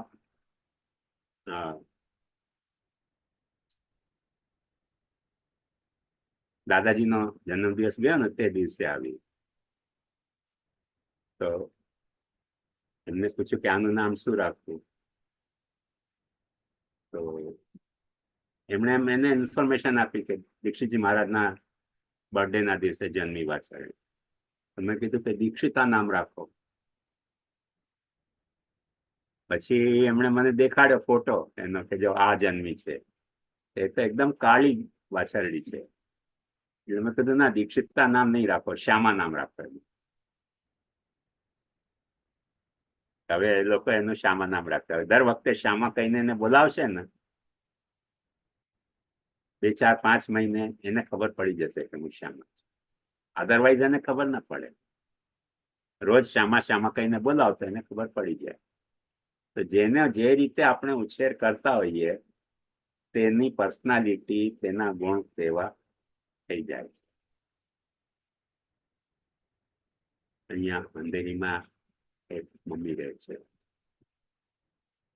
એમને પોતાની ડોટરનું નામ એવો રાખ્યો તૃષ્ણા. તૃષ્ણાનો મતલબ સમજો, તરસ. હવે મેં કીધું કૃષ્ણા કેમ ના આપ્યું? બોલે કૃષ્ણાથી રાઈમ મેલે છે ને એનું. કૃષ્ણાનો મતલબ તો બહુ સારો, કૃષ્ણાનો મતલબ તરસ. તો એ બિચારી ડોટર દર વખતે પરીક્ષામાં પાસિંગ માર્ક જ લાવે, સારા માર્ક જ ના લાવે. તે મારી પાસે લાવી. આનું શું કરું? મેં કીધું તમે એનું નામ તૃષ્ણા રાખ્યું છે, એને તૃષ્ણા જ રહેશે સારા માર્ક આવવાની. કોઈ દિવસે સારા માર્ક નહીં લાવી શકે. એનું નામ બદલો પહેલા તમે. હવે એને નામ બદલ્યું એનું, તૃષ્ણા નામ હટાવીને તમે નામ જ એવું રાખો.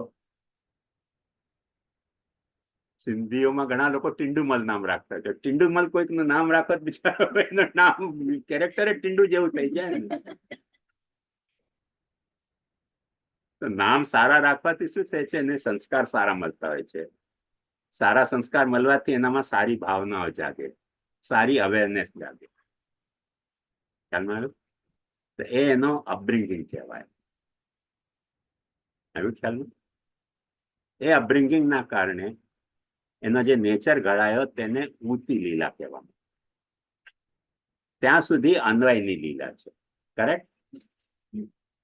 કેમ કે તમારામાં ઇન્વોલ્વ થઈ રહ્યો છે. અન્વય એટલે ઇન્વોલ્વ, વ્યતિરેક એટલે ડિસઇન્વોલ્વ. કોઈકનું ક્યાંક ઇન્વોલ્વ થવું એ અન્વય, અને કોઈકનું ક્યાંક ડિસઇન્વોલ્વ રહેવું તેનું નામ વ્યતિરેક.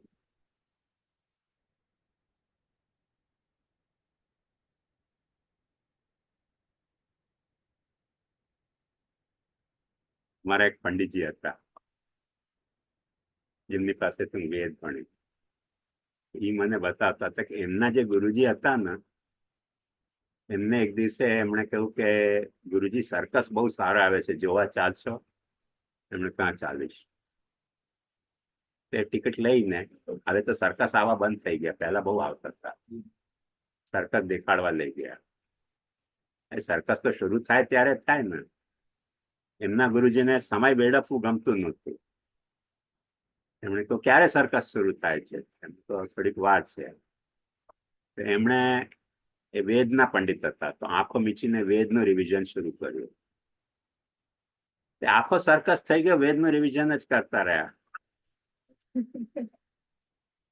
પછી સર્કસ પૂરું થયું ત્યારે એમણે કહ્યું કે ચાલો. બોલે તું કહેતો હતો ને સર્કસ દેખાડશે, સર્કસ તો કઈ ચાલ્યું નહીં. બોલે તમે આંખો મીચીને રિવિઝન કરી, તેમાં સર્કસ ક્યાંથી દેખાય? એ શું છે? ડિસઇન્વોલ્વમેન્ટ. સર્કસમાં લઈ ગયા પણ ઇન્વોલ્વ ન થયા.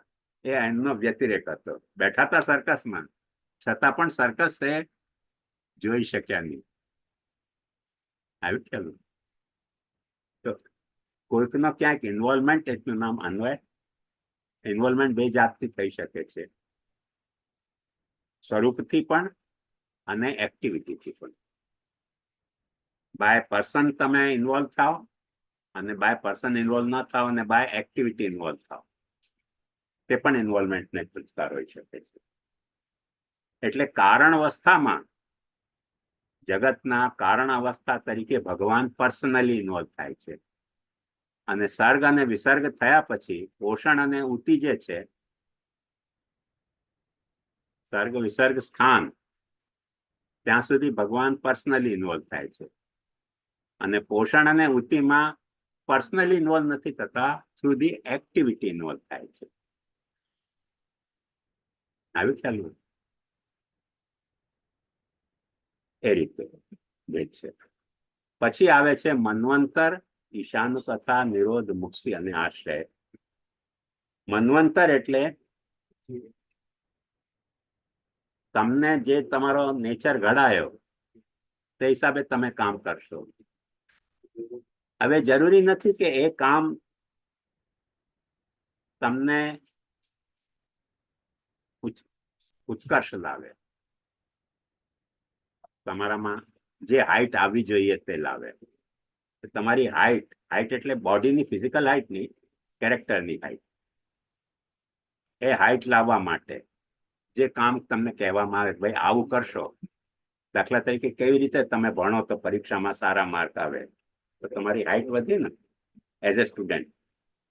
તો એ જે છે એને સદ્ધર્મ કહેવામાં. તો તમારો એક વખતે કેરેક્ટર ઘડાઈ ગયો તો પછી તમને સદ્ધર્મ બતાવી શકાય. હવે કેરેક્ટર જ ના ઘડાયો હોય તો સદ્ધર્મ કેવી રીતે બતાવી શકાય? આવ્યું? એનું નામ સદ્ધર્મ લીલા. ધર્મ એટલે ડ્યુટી. ડ્યુટી કોને આપણે આપી શકીએ? જેનામાં કોઈ પોતાનો પર્સનલ કેરેક્ટર હોય. જેનામાં કોઈ પર્સનલ કેરેક્ટર જ ન હોય એને આપણે ડ્યુટી કેવી રીતે બતાવી શકીએ?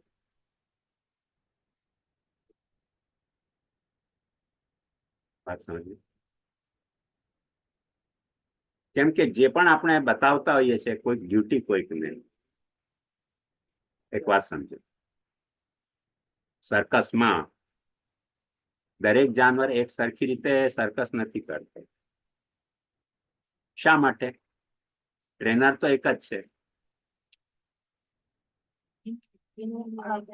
કેમ કે એની પર્સનાલિટી જાનવરની જેવી હોય તે મુજબ એનાથી કામ કરાવવું. જેમ તમે ભાલુને કહો કે ફટફટી ચલાવો તો ભાલુ ફટફટી ચલાવી શકે.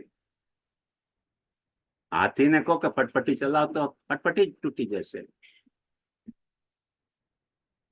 મોટર બાઇક ને વજન હાથીને નહીં ઝીલી શકે, તો હાથીને શું કામ કરાવે? એક ટેબલ હોય લોખંડનું, એના ઉપર બેસીને બે પગ ઊંચા કરવાના, સૂંઢ ઉપર કરવાની, બોલ ફેંકવાની, એ બધી વાત સદ્ધર્મ તરીકે હાથીને શીખવામાં આવે.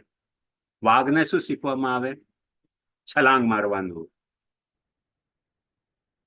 વાઘને તમે ઘોડાની માફક જોતો, કોઈ દિવસે વાઘનો એ નેચર નથી કોઈકની ગાડીને ડ્રો કરવાનું. આવ્યું? તો જેનામાં જે કેરેક્ટર હોય તેનામાં એનો ધર્મ ખીલે. જેનો જે કેરેક્ટર ન હોય તેનામાં એનો ધર્મ ન ખીલે. તમને કદાચ ખ્યાલ હશે કે બ્લેક કમાન્ડો ઉપર આપણે કેટલો બધો ખર્ચો કરીએ છીએ ટ્રેન કરવા માટે, લાખો રૂપિયા. અને અહીંયા જયારે બંબ ફૂટ્યો ને ત્યારે ત્યાં ઓબેરાય હોટલમાં બ્લેક કમાન્ડો હતા, પણ જે લીડરને પ્રોટેક્ટ કરવા માટે ગયા હતા એ લીડર ત્યાં ફસાઈ ગયો અને બ્લેક કમાન્ડો બધા ભાગી ગયા. કેમ કે એમને ટ્રેનિંગ આપી પણ હિંમત તો નહોતી આપી ટ્રેનરે. એટલે એ એક ધડાકો થયો ને સૌથી પહેલા ભાગી ગયા. એ ટ્રેનિંગ આપવાનો કઈ પછી પર્પઝ ન રહ્યો. એટલે જેને આપણે ટ્રેનિંગ આપી રહ્યા છે તમારે કદાચ નકલ તો કરી શકે પણ એમાં અસલિયત નહીં આવે. એટલે જેનો કેરેક્ટર જેવો હોય તે મુજબ એને ટ્રેનિંગ મળે ને તે ખીલે. એવું ખ્યાલ? જેમ તમને કદાચ ખ્યાલ હશે કે હીરાની ચમક શા માટે એટલી વધારે હોય છે? You know?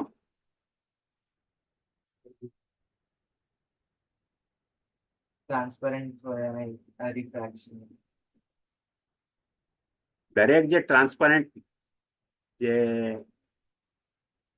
સ્ટોન હોય છે ને એમાંથી લાઈટ પસાર થાય.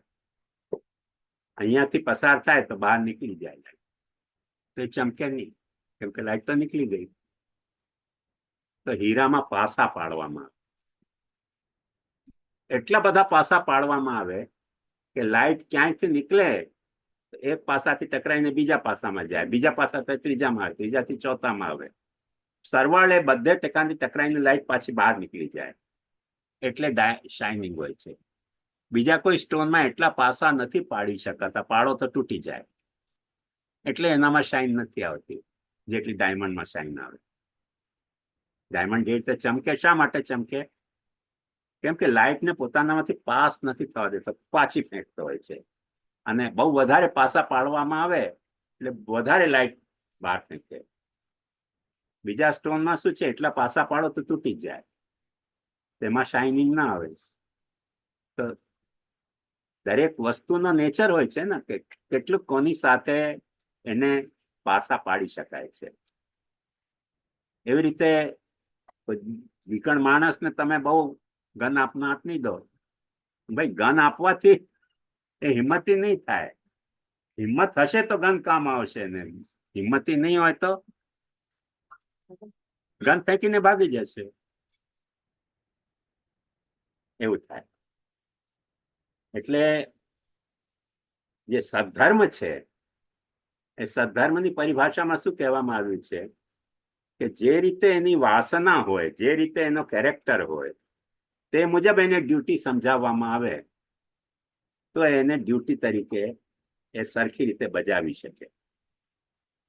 એનામાં એ જો કેરેક્ટર ન ડેવલપ થયું, તમને કદાચ ખ્યાલ નહીં હોય, વન્સ અપોન એ ટાઈમ ગુજરાતની આર્મી સૌથી વધારે વીર આર્મી કહેવાતી હતી. એટલે ઓલ ઓવર ઇન્ડિયામાં ગુજરાતની આર્મી નો વટ હતો. પાછળથી શું થયું કે ગુજરાતમાં ઓન્સલોટ જૈન ધર્મ આવી ગયો. તમે જે વૈષ્ણવો રહ્યા ને એ પણ જૈનમાંથી કન્વર્ટ થયેલા બધા વૈષ્ણવો છે. એ જૈન લોકોએ હિંસા ન કરવાનું બધાને શીખવાડી દીધું. હવે હિંસા તો કરવી નથી એટલે બધા બિઝનેસમેન થઈ ગયા. હજી જ્યાં બિઝનેસમેન કમ્યુનિટી નથી એ લોકો લડવા મારવા ક્યાં શા માટે તૈયાર છે કે એ લોકોને એમ નથી શીખવાડવામાં આવ્યું કે ભાઈ હિંસા નહીં કરો. આ જૈન ધર્મને કારણે શું થયું, બધા ગુજરાતીઓ અહિંસક થઈ ગયા. અહિંસક થઈ ગયા એટલે પછી કાંઈક તો કામ કરવું જોઈએ ને. હવે ગુજરાતનો પર્સન્ટેજ આર્મીમાં બહુ ઓછો અને ગુજરાતી કોઈ દિવસે લડાઈ ન કરે, ધંધો કરે, ધંધામાં કોમ્પિટિશન કરે પણ યુદ્ધમાં કોમ્પિટિશન ન કરે. શા માટે? કેમ કે કેટલાક વર્ષોથી, 1000 વર્ષોથી, 1000-1500 વર્ષથી એ બિઝનેસ કમ્યુનિટી થઈ ગઈ. નેચર બદલાઈ ગયો, ઉછેર બદલાઈ ગયો, નેચર બદલાઈ ગયો. હવે એમની ડ્યુટી પણ બદલાઈ ગઈ. આવ્યું ને ખ્યાલ? એવી રીતે ધર્મ કોને ફાયદો કરે? જે ધર્મ જેના કેરેક્ટરથી મેલ ખાતો હોય તેને ધર્મ ફાયદો કરે. અમારા એક મંદિરમાં પુષ્ટિ માર્ગી હવેલીમાં એક મુખિયાજી નોકર તરીકે આવ્યા. એ કઈ પુષ્ટિ માર્ગી નહોતા, નોકરી કરવા માટે મુખિયા બની ગયા હતા. એ વૈષ્ણવો બધા દર્શન કરવા આવે ને હવેલીમાં, એ મુખિયાજીને એમ કહેતા કે પહેલા જે મુખિયાજી હતા બહુ સારું શણગાર ધરાવતા હતા. એક દિવસ સાંભળ્યું, 2 દિવસ સાંભળ્યું, એક દિવસે મુખિયાજીનો બોઇલર ફાટ્યો. વૈષ્ણવ આવીને કહ્યું કે મુખિયાજી, પુરાના જે મુખિયાજી હતા બહુ સારો ઠાકોરજીને શણગારતા હતા, તમે આવું નથી શણગારતા. એમને કહ્યું એમ ઠાકોરજી જેમ બિરાજેલા હતા એમ કહી દીધા. હવે સારા છે? વૈષ્ણવો બિચારા ગભરાઈ ગયા. આ મુખિયાજીને શણગારની બાબતમાં ટોકવું સારું નહીં, ઉલટા ઉભા કરી દીધા ઠાકોરજી. વૈષ્ણવ ફોડ ભૂલી ગયા કે અમને કોઈ દિવસે શણગાર સાચા કરવાના પદ્ધતિ નહીં બતાવી, નહીં તો ઠાકોરજીને ઉલટા કરી દે. એમણે કહ્યું હવે સારા લાગી રહ્યા છે? વૈષ્ણવ કહ્યું ના ના, ગલતી થઈ, મહારાજ માફ કરો. એવું થાય. એટલે કહેવાનો મુદ્દો શું મારો કે જે વ્યક્તિને જે ડ્યુટી આપણે આપતા હોઈએ એના કેરેક્ટરથી, એના નેચરથી મેલ ખાતી હોય તો સદ્ધર્મ છે, નહીં તો અસદ્ધર્મ થઈ જાય. ધર્મ તો રહે પણ અસદ્ધર્મ છે. જેમ પેલા બ્લેક કમાન્ડો ભાગી ગયા, એ મુખિયાજીએ ઠાકોરજીને ઉલટા પધરાવી દીધા. કેમ કે એમનો ભાવ નહોતો, નોકરી માટે આવ્યા હતા. તો એમને તરત એ જ વાત સમજમાં આવી કે ભાઈ બધા ટોકી રહ્યા છે કે શણગારતા સારી રીતે નથી શણગારતા, તેમને ઠાકોરજીને ઉલટા કરી દીધા. એવું થાય. તો એ સદ્ધર્મ. હવે સદ્ધર્મ જે પાલન કરીએ તો આપણામાં ભક્તિ આવે. કેમ કે સેન્સ ઓફ ડ્યુટી જ જો આપણામાં ન હોય તો સેન્સ ઓફ ડિવોશન ક્યાંથી આવે?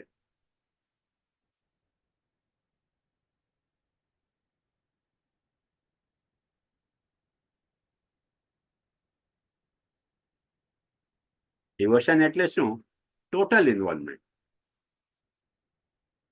મેન્ટલ ઇન્વોલ્વમેન્ટ નહીં, ઇમોશનલ ઇન્વોલ્વમેન્ટ, ફિઝિકલ ઇન્વોલ્વમેન્ટ અને ઇન્ટેલેક્ચ્યુઅલ ઇન્વોલ્વમેન્ટ, એ ડિવોશન. ડિવોશન કોણ કરી શકે? જે ટોટલી ઇન્વોલ્વ હોય. તો એ ઈશાન કથા એટલે ભક્તિ. આવ્યું ખ્યાલમાં? ઈશ એટલે ભગવાન, એમની અનુ એટલે એમની પાછળ જનારા ભક્તોની જે કથા તે ઈશાનું કથા. એટલે ઈશ અને એમના અનુગામીઓની કથા તે ઈશાનું કથા એટલે ભક્તિની કથા. એ ધર્મ પછીથી આવે, કેમ કે જો તમે તમારો ધર્મ ન સમજતા હો તો ભક્તિને પણ તમે ધર્મ નહીં સમજો. મુખિયાજી કરી તો ભક્તિ જ રહ્યા હતા ને. ઠાકોરજીને શણગારતા હતા, સ્નાન કરાવતા હતા, ભોગ ધરતા હતા, પહોળાવતા હતા. ભક્તિ નથી કરી રહ્યા, ભક્તિનો ડોલ કરી રહ્યા હતા. એટલે થોડો ક્રિટિસાઇઝ કર્યો, ઠાકોરજીને ઉલટા પધરાવી દીધા. વાત સમજમાં આવી ને? એટલે ડિવોશન એમનાથી ના નવે, ડ્યુટી નવે, પણ ડિવોશન નવે. ડિવોશન ક્યારે નવે? જ્યારે આપણે ટોટલી ઇન્વોલ્વ હોઈએ. એટલે જે ઈશાનું કથા એ આપણે સમજીએ છીએ કે ઈશાનું કથા એ આપણી બહુ સિરિયસ કૃતિ છે. ભાગવત કે છે તમારી કૃતિ નથી. ભગવાન તમારાથી ભક્તિ લેવા માંગતો હોય તો તમે ભક્તિ કરી શકો છો. કોઈકની ભક્તિ આપણને ગમે. જેમ મારા એક દોસ્તાર છે, હમણાં તો મરી ગયા બિચારા, 4 મહિના થયા. તો એમના ઘરમાં એક કાળો કૂતરો,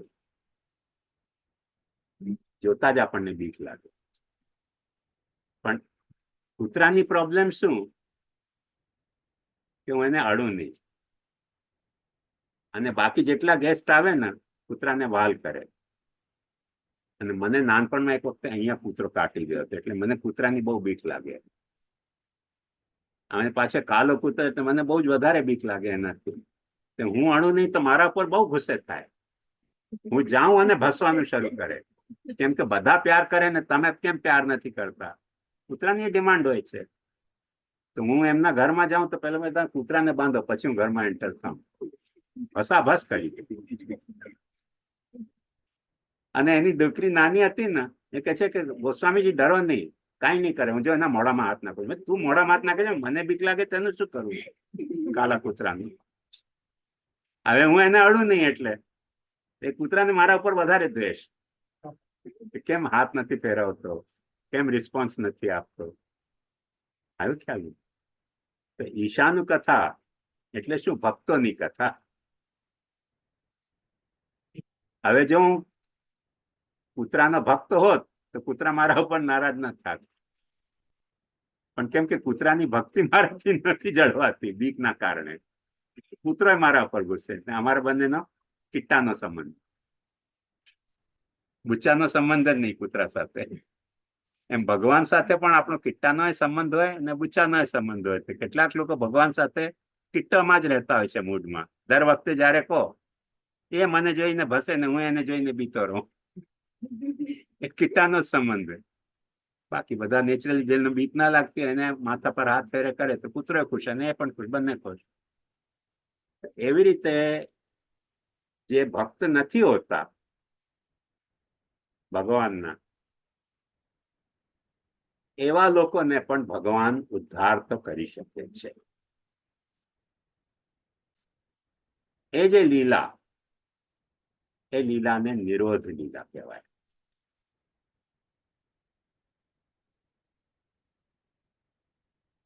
નિરોધ લીલામાં ભગવાને શું કર્યું કે તમે ભગવાનના ભક્ત હો કે ન હો, કંસનો ઉદ્ધાર કર્યો, પૂતનાનો ઉદ્ધાર કર્યો, ઘણા બધા અસુરોનો ઉદ્ધાર કર્યો, જે ભક્તો હતા એમનો ઉદ્ધાર કર્યો. એ નિરોધ. નિરોધ એટલે રોકી રાખવું, એમને બીજે કશે ન જવા દેવું.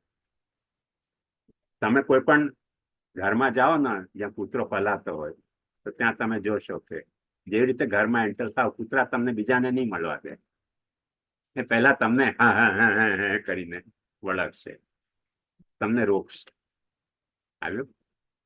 તમને પણ કૂતરા ઉપર વાલ હોય તો તમે કૂતરાના માલિકને પછી મળશો, પહેલા કૂતરાને વાલ કરશો. ઇવન કૂતરામાં પણ એવું હોય છે, એમ દરેક વ્યક્તિમાં એવું હોય છે. તો એમ ભગવાન પણ આપણને રોકી રાખે, બીજાને ન મળવા દે.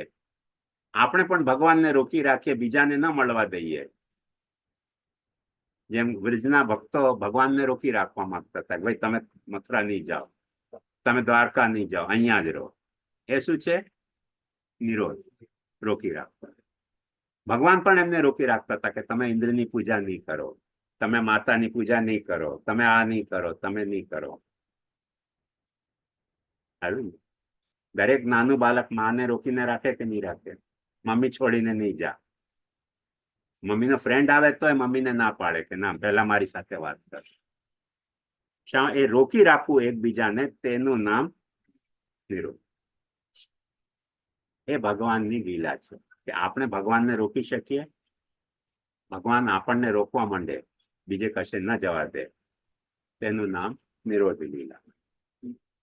અને નિરોધ પછી આવે છે એ વ્યતિરેક લીલા છે. કેમ કે જગતમાં તમને ઇન્વોલ્વ નથી થવા દેવા માંગતા ભગવાન. ભગવાન પોતાનામાં રોકી રાખવા માંગે છે. તેનું નામ નિરોધ લીલા. આપણે જગતનું કોઈ કામ કરતા હોઈએ, જેમ તમને ખ્યાલ હોય, ભાગવત તમે વાંચ્યો હોય તો યશોદાજી ભગવાનને બર્થડે સેલિબ્રેટ કરી રહ્યા હતા.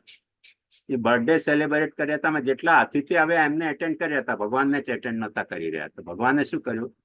પેલું ગાડું જ પલટાવી દીધું, લ્યો સંભાળો. એટલે દોડીને આવવું પડ્યું. કેમ કે ભગવાન યશોદાજીને પોતાનામાં એંગેજ રાખવામાં, પોતાનામાં એંગેજ રાખવાનું.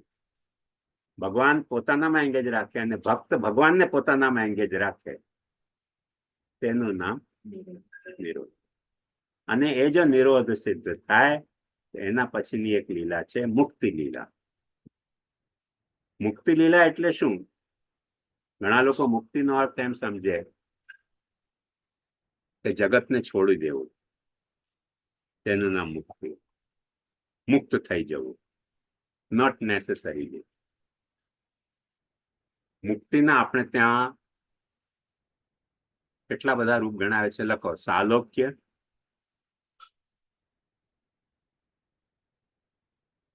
સાષ્ટી,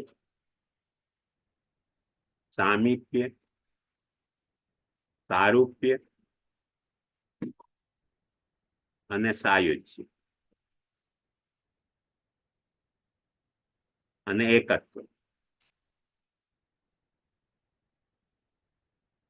સાલોક્ય એટલે આપણે જ્યાં હોઈએ, જ્યાં પણ આપણે હોઈએ, ત્યાં આપણા જેને આપણે રોકી રાખ્યો હોય તેને આપણે ત્યાં રાખીએ. એ સમાન લોક હોવું, એ સાલોક્ય. એ સાલોક્ય પણ બે રીતે થઈ શકે છે. ઉપરના લોકમાં ભગવાન બિરાજતા હોય ત્યાં આપણને લોક મળે, અથવા આપણને ત્યાં લોક ના મળે ને ભગવાન આપણા લોકમાં આવી જાય તો પણ સાલોક્ય છે કે નહીં? બંનેનો સમાન લોક હોવો, એનું નામ સાલોક્ય. સાષ્ટી એટલે શું? કે બંનેની સમૃદ્ધિ એક સરખી હોય, બંનેની પ્રોસ્પેરિટી એક જેવી હોય, એ સાષ્ટી. જેટલા આ પ્રોસ્પરસ તેટલો જ આ પણ પ્રોસ્પરસ. તો જીવને પણ એવી પ્રોસ્પેરિટી મળી જાય, એ ત્યાં પણ મળી શકે છે દેહ છૂટ્યા પછી, અને અહીંયા પણ મળી શકે છે. આવ્યું ખ્યાલ? સારૂપ્ય પછી સારૂપ્ય, જેવો ભગવાનનો રૂપ તેવો આપણો રૂપ થઈ જાય. તો એ પણ બંને રીતે થઈ શકે છે કે કાં તો ભગવાન આપણું રૂપ ધારણ કરી લે તો એ સારૂપ્ય થઈ જાય, અથવા આપણે ભગવાનનું રૂપ ધારણ કરી લઈએ તો એ સારૂપ્ય થઈ જાય. તો જેમ ભાગવતમાં આવે છે કે ભગવાન એ વસુદેવ દેવકીજીને વરદાન આપ્યો હતો. વસુદેવ દેવકીજીને પુત્ર જોઈતું હતું. ભગવાન જયારે પ્રકટ થયા ત્યારે એમને પૂછ્યું, ભાઈ કેમ તમે તપ કરી રહ્યા છો? એટલે એમને પુત્ર જોઈતો હતો. પણ કેમ કે ભગવાન એટલા સુંદર દેખાયા તો એમના મોઢામાંથી ગલતીથી એવું નીકળી ગયું કે તમારા જેવો પૃથ્વી જોઈતો હતો. ભગવાને કહ્યું મારા જેવો દીકરો કેવી રીતે તમને થાય? તો ભગવાને કહ્યું ઓલ રાઈટ, તમે માગ્યું છે અને મેં આપવાનું કબૂલ રાખ્યું છે, એટલે હું તમારે રૂપમાં જન્મીશ અને જેવો 4 ભુજા વાલો છું તેવો જન્મીશ. તો ભગવાન 4 ભુજા લઈને જન્મ્યા એમને ત્યાં કારાગારમાં, કંસની કારાગારમાં. દેવકીજીને બીક લાગી, આવું રૂપ હશે તો કંસ ઓળખી જશે તમને. એટલે દેવકીજીએ પ્રાર્થના કરી કે આવું રૂપ મને ન જોઈએ. એ વખતે ગલતીથી માંગવામાં આવી ગયું, તમે તો એવા રૂપ ધારણ કરો કે જે દુનિયાનો બાલક દેખાતો હોય. તો ત્યાં ભાગવતમાં આવે છે પિત્રો સંપશ્ચત સદ્ય બભુવ પ્રાકૃત શિશુ. તો ભગવાને કહ્યું તમે માંગ્યું તો એટલે હું આવા રૂપથી પ્રકટ થયો. તમને જો બીક લાગતી હોય મારા આ રૂપને કારણે તો જેવા દુનિયાના બાળકો હોય એવા હું થઈ જાઉં. ભગવાન પછી થઈ ગયા, ચતુર્ભુજ ના રહ્યા ને દ્વિભુજ થઈ ગયા. તે સારૂપ્ય થયા ને ભગવાન. તે મુક્તિ થઈ કે નહીં? સારૂપ્ય મુક્તિ. જેવો દેવકીજીને, હવે આજે તો આપણને ખ્યાલ નથી કે દેવકીજીનો ફેસ કેવો હતો અને વસુદેવજીનો ફેસ કેવો હતો, પણ નોર્મલી લેટ અસ પ્રિઝ્યુમ કે જ્યારે ભગવાને પ્રાકૃત શિશુનો રૂપ ધારણ કર્યો તો મા બાપ જેવો દીકરો હોય ને એવો જ કંઈક રૂપ એમનો પણ થઈ ગયો હશે, સારૂપ્ય થઈ ગયા.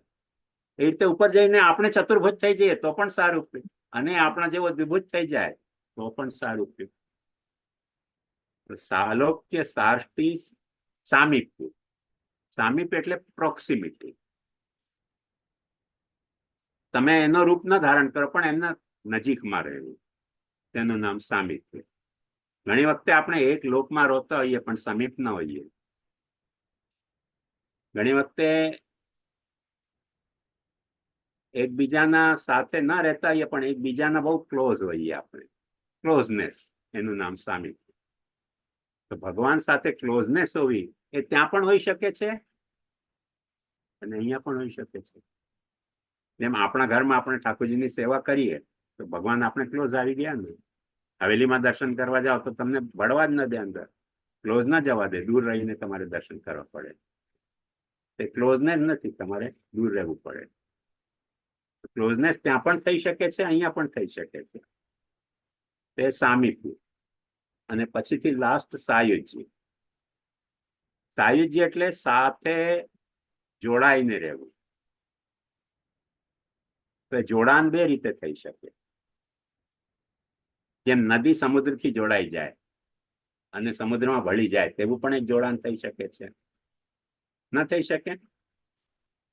નદી અને સમુદ્રનું જોડાણ કેવું હોય કે નદી સમુદ્રથી જોડાઈ એટલે સમુદ્ર બની ગયું. પણ એક વાત સમજો, જેટલા સમુદ્રના જાનવરો છે એ પણ તો સમુદ્રથી જોડાયેલા છે ને. એ સમુદ્ર નથી હોતા, એ જોડાયેલા રહે છે. સમુદ્રની બહાર નિકાલો તો મરી જાય, પણ જોડાયેલા સમુદ્રમાં રહે. જેમ માછલાને બહાર કાઢો તો મરી જાય, વેલને બહાર કાઢો તો મરી જાય, શાર્કને બહાર કાઢો તો મરી જાય, છીપાને બહાર કાઢો તો મરી જાય. સમુદ્રમાં જોડાયેલો રહે છે. તે સાયુજ્ય બંને જાતના હોઈ શકે છે. તો આપણે ત્યાં એમ કહેવામાં આવ્યું છે કે જ્ઞાનીને જે સાયુજ્ય હોય છે ને તે નદી અને સમુદ્ર જેવો સાયુજ્ય હોય છે, અને ભક્તને જે સાયુજ્ય હોય છે ભગવાનનો તે સમુદ્રમાં, સમુદ્રના જાનવરો કેવી રીતે જોડાયેલા રહે એવો જ સાયુજ્ય હોય છે. એ મુક્તિ આપણે, કે આપણે જોડાયેલા છીએ.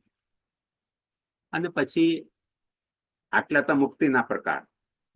પછી છેલ્લો જે આશ્રય, 10મી લીલા. 10મી લીલા આશ્રય એટલે જે માટીથી આપણે ઘડો બનાવ્યો હોય પછી ભૂકો થઈને માટી થઈ ગયો તો આશ્રય થઈ ગયો. એટલે સાયકલિકલી જે નદીમાં, સમુદ્રમાંથી પાણી બાષ્પીભવનથી ઉપર ગયો, વરસાદ પડીને નદી બનીને પાછો સમુદ્રમાં ભલ્યો તો સમુદ્ર થઈ ગયો, તેનું નામ એકત્વ. આમ ભગવાનની દશવિધ લીલા છે અન્વય વ્યતિ. ક્લિયર? મન્વંતર મેં બતાવ્યું ને, સદ્ધર્મ, ડ્યુટી. એ જે તમારી પર્સનાલિટી હોય એના આધારે તમારી ડ્યુટી તમને આપવામાં આવે તો તમારાથી એ સદ્ધર્મ કહેવાય. નહીં તો તમને ડ્યુટી તો સોંપવામાં આવે પણ એ સદ્ધર્મ નહીં હોય, અસદ્ધર્મ થઈ જાય.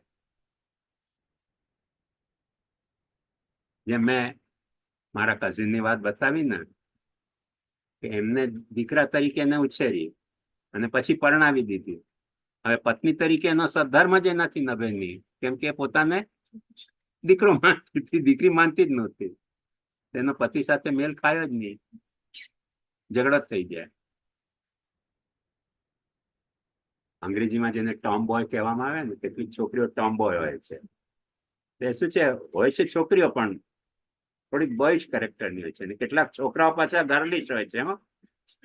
એમને વાત કરવામાં શરમ આવે, મારાથી નથી વાત કરે. ભાઈ છોકરી જેમ કેમ શરમાય છે? ગર્લિશ હોય. એક શા માટે એવું થઈ જાય છે? એવી રીતે એમને ઉછેર્યા હોય તેવા થઈ જાય. તો જેને જેવી રીતે ઉછેરો તેવો તેનો કેરેક્ટર થઈ જાય. ક્લિયર?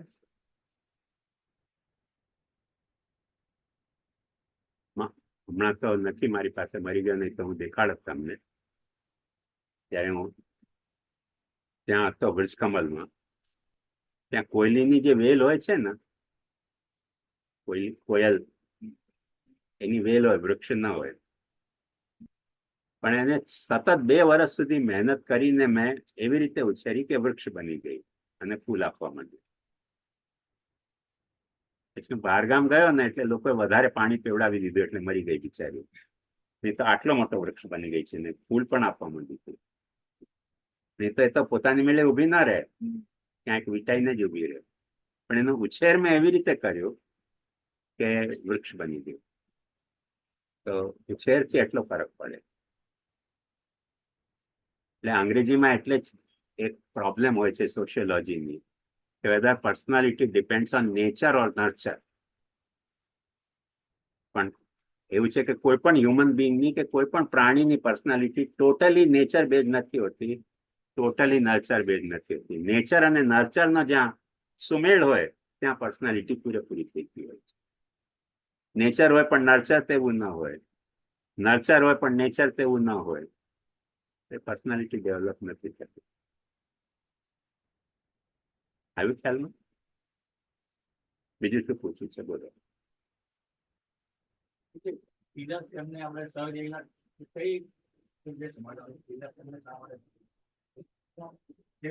અલગ અલગ સ્તરને જે નામ આપ્યા છે તો એમાં અંદર શું વસ્તુ છે કે સમજે નહીં. જેમ ત્રીજા સ્તરને સર્ગ એવી કીધી સર્ગ એટલે મેં બતાવ્યું ને, રો મટીરિયલ નો પ્રોડક્શન. વર્ણન આવેલું છે કે જેની હિસાબે એનું નામ સર્ગ છે. એટલે ત્યાં જગત જેનાથી બન્યું છે એના જે રો મટીરિયલ છે ત્યાં ક્રિએશન નું વર્ણન છે એનું. વિસર્ગ એટલે એને રો મટીરિયલ ને ઓર્ગેનાઇઝ કરવો. સ્થાન એટલે એનું પ્લેસમેન્ટ, પછી પ્લેસમેન્ટ પછી સસ્ટેનમેન્ટ, સસ્ટેન કરવું એને તે રીતે. એ રીતે સસ્ટેન કરવાથી એનામાં એક કેરેક્ટર ડેવલપ થાય, તેનું નામ ઉતિ. અને જયારે કેરેક્ટર ડેવલપ થયું ત્યારે એનામાં ધર્મ આવ્યો ને, તે મન્વંતર. કેરેક્ટર આવ્યો તો પછી ભક્તિનો પ્રશ્ન આવે ને. કેરેક્ટર લેસમાં ભક્તિ કેવી રીતે પેદા થાય? મુદ્દો એ છે. એટલે કે તમે આ એક રસ્તો અમને ઓપન કરી આપ્યો કે ભાગવતજી વાંચવામાં સરળતા થશે, કે જે આપણે સમજાવ્યું આ રીતે અલગ અલગ રીતે. તો હવે જે હેવી લાગતું હતું કે આ લીલા કેવું છે કે આ નામ તો નથી, એક રસ્તો ઓપન થયો કે આ બેક ઓફ ધી માઇન્ડ રાખીને ભાગવતજી વાંચશું ત્યારે ખ્યાલ આવશે કે આ સર્ગ લીલા કેવી છે. ત્યાં વાંચશો ત્યાં મળશે આ વર્ણન.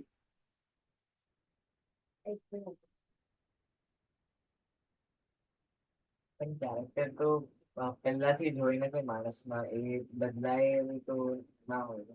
શું કે સપોઝિંગ કોઈ માણસને કોઈ વસ્તુમાં ઇન્ટરેસ્ટ ના હોય તો કોઈ એનામાં ફોર્સફુલી તો એ નાખી ના શકે ને ઇન્ટરેસ્ટ. નહીં, એ એવું છે કે ટોટલી ન હોય એવું નથી. દરેક માણસમાં દરેક વસ્તુની પોટેન્શિયાલિટી હોય છે, પણ એકચ્યુઅલી એ હોવું કે ન હોવું જરૂરી નથી. તો આપણે જયારે ફોર્સફુલી ભલે નાખીએ કે ના નાખીએ, પણ ટેક્ટફુલી આપણે નાખીએ તો કેરેક્ટર ડેવલપ થતું હોય છે. જેમ મેં બતાવ્યું ને, કોયલના વેલ હોય છે, ફોર્સફુલી એને આપણે ઊભું કરવા જઈએ તો ના ઊભી રહે, પણ ટેક્ટફુલી એટલે મેં શું કર્યું, જે એની જયારે વેલ ઉગી ને, સૌથી પહેલા મેં શું કર્યું, એમાં એક વાંસની સળી ફસાવી અને એને વીંટાવા ન દીધી, સ્ટ્રેટ બાંધી દીધી. એમ વાંસની પટ્ટીની સાથે એને વીંટાવાનો એલાવ ન કર્યો, સ્ટ્રેટ બાંધી દીધું અને પછી એને વધવા દીધી. તે મોટી થઈ ગઈ, વેલ જેટલી પાતળી ન રહી, એટલે એનામાં સ્ટેમિના આવ્યો પોતાની મેળે ઊભા રહેવાનું. પછી જયારે પોતાની મેળે ઊભી રહી ગઈ, ત્યારે પછી ધીમે ધીમે વાંસની પેલી ખપચી કાઢી લીધી, એ ઊભી રહેતી હતી. પછી એને રોજ ખાદ આપતો, જલ આપતો, પ્રકાશ આપતો, તો એમાં ફૂલ આવવા માંડ્યા હતા. આટલી મોટી થઈ ગઈ, ફૂલ પણ આપતું હતું. ફોર્સફુલી કરવા જાવ તો ન થાય, ટેક્ટફુલી કરવા જાવ તો થઈ શકે. ઘણી વખતે શું થાય છે કે ઘણી વસ્તુઓ આપણે ફોર્સફુલી કરવા જઈએ તો તૂટી જાય, ટેક્ટફુલી કરવા જઈએ ને તો થઈ જાય. તમારે ગુજરાતીમાં એક કહેવત છે કે સીધી આંગળીથી ઘી ના નીકળે, થોડીક ટેડી કરો ને, ટેક્ટફુલી કરો તો નીકળે ઘી.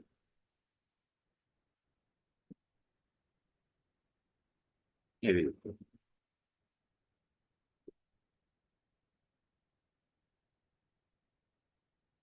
એવું ખ્યાલ. એક બહુ મજેદાર દાખલો આપણું તમને સમજમાં આવી જશે. અમારા એક અંકલનો એક પોમેરેનિયન ડોગ હતો. એ અમારા બોરીવલીમાં અમારો સમર વિલા હતો. ગરમીઓમાં અમે જતા ત્યાં રહેવા. હવે મોટા ભાગે અમારા અંકલ તો મોટા મંદિર રહેતા, એ જતા નહીં. એમનો જે ઇન્ચાર્જ હતો ને ડોગને સંભાળનારો, એ બનારસનો બાબુજી હતો. એને અંગ્રેજી આવે નહીં. એને પોમેરેનિયન ડોગને સિટ ડાઉન કરીને ઠેકાણે ગુડ મોર્નિંગ કહીને બેસવાનું શીખવાડી દીધું. અને મારા અંકલ ત્યાં જાય, એને કે સિટ ડાઉન, તે બિચારો પૂછડી હલાવવા બેસે જ નહીં. પછી મારા અંકલ ગુસ્સે થાય, તને બેંચથી પીટતા, પણ બેંચથી પીટ્યા પછી પણ એ સમજતો નહોતો. પછી એક દિવસે એમણે બાબુજીએ કહ્યું કે મુકુંદ રાજા કાહે પીટતો, અને કઈ સમજતા નહીં है. बोले समझेगा नहीं, उसको गुड मॉर्निंग कहो तो समझेगा. એમને ગુડ મોર્નિંગ કહ્યું, તરત બેસી ગયો.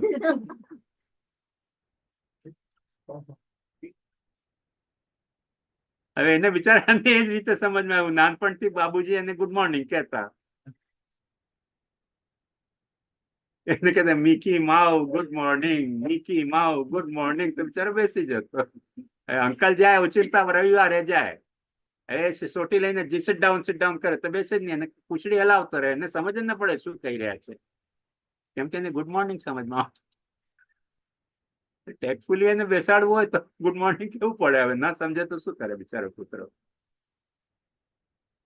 આવે ને ખ્યાલ. ઘણી વખતે ફોર્સફુલી કરવા જવાથી નથી થતું, પણ ટેક્ટફુલી કરવા જવાથી 100% ના આવે, પણ 60-70% તો ચેન્જ લાવી શકાય છે. સાયન્સ શું કરે છે?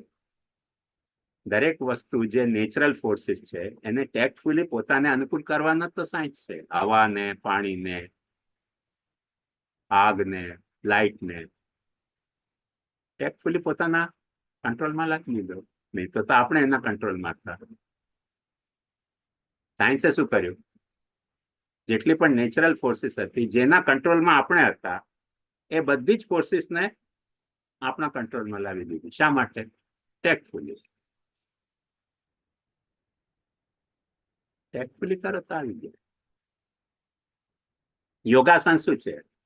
તમારું જે અંગ જે રીતે વળતું ન હોય, સડનલી તમે કરવા જાઓ તો તૂટી જશે. ટેક્ટફુલી કરવા જાઓ ધીમે ધીમે તો ડેવલપ થઈ જાય. આજે હું તને કહું કે માથાથી ઉભો રહે તો ઉભો રહી શકે, ટેક્ટફુલી કરે તો કરી શકે. હાથથી ચાલવાનું કહું તો ચાલી શકે, ન ચાલી શકે, પણ ટેક્ટફુલી ચલાવવાનો રોજ પ્રેક્ટિસ કરીએ. બેંચ મારવાથી નહીં ચાલી શકે, પણ ટેક્ટફુલી ચલાવવાની કોશિશ કરીએ તો ચાલી શકે. એટલે પૂરેપૂરો નેચર ઉપર કંટ્રોલ નથી આવતો, તો એ આવી શકે, નર્ચરથી પણ આવી શકે, નથી આવી શકતો એવું નથી. શું ખ્યાલ?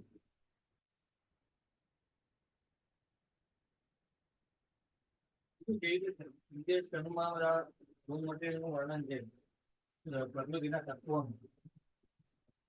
પ્રકૃતિના તત્વોનું વર્ણન છે વિદેશ ધર્મમાં એટલે એને સ્વર્ગ કહે છે. એવી રીતે ચોથા સ્તરમાં કયું વર્ણન છે રિસર્ચ કેવા છે હા હા જાણવા મળે. એટલે ઓર્ગેનાઇઝ કેવી રીતે કર્યો, જે રો મટીરિયલ ને ઓર્ગેનાઇઝ કેવી રીતે કર્યો?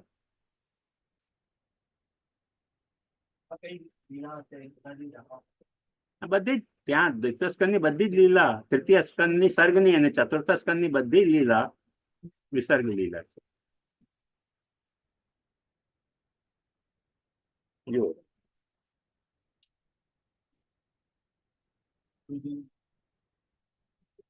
વિસર્ગ કરતા સર્વેશ કોટી સૂર્ય સમપ્રભા. હવે શું કે છે જુઓ,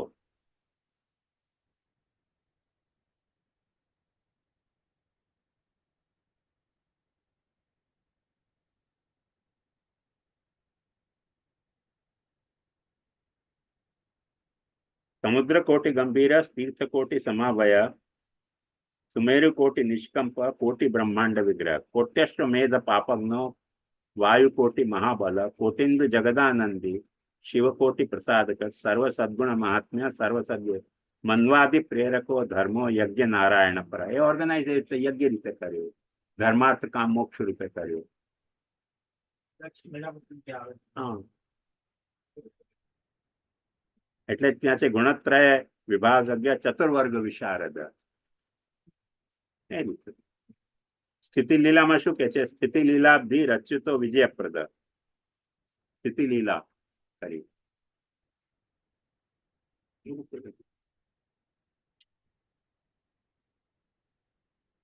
બીજું કઈ પૂછવું હોય તો પૂછો. બીજા સ્તરનું કેવું છે જ્ઞાન લીલા, એનો અર્થ સમજાય છે? શેનો? બીજા સ્તરનું છે જ્ઞાન લીલા, સાધન લીલા, તો તમે એનો અર્થ સમજાવો.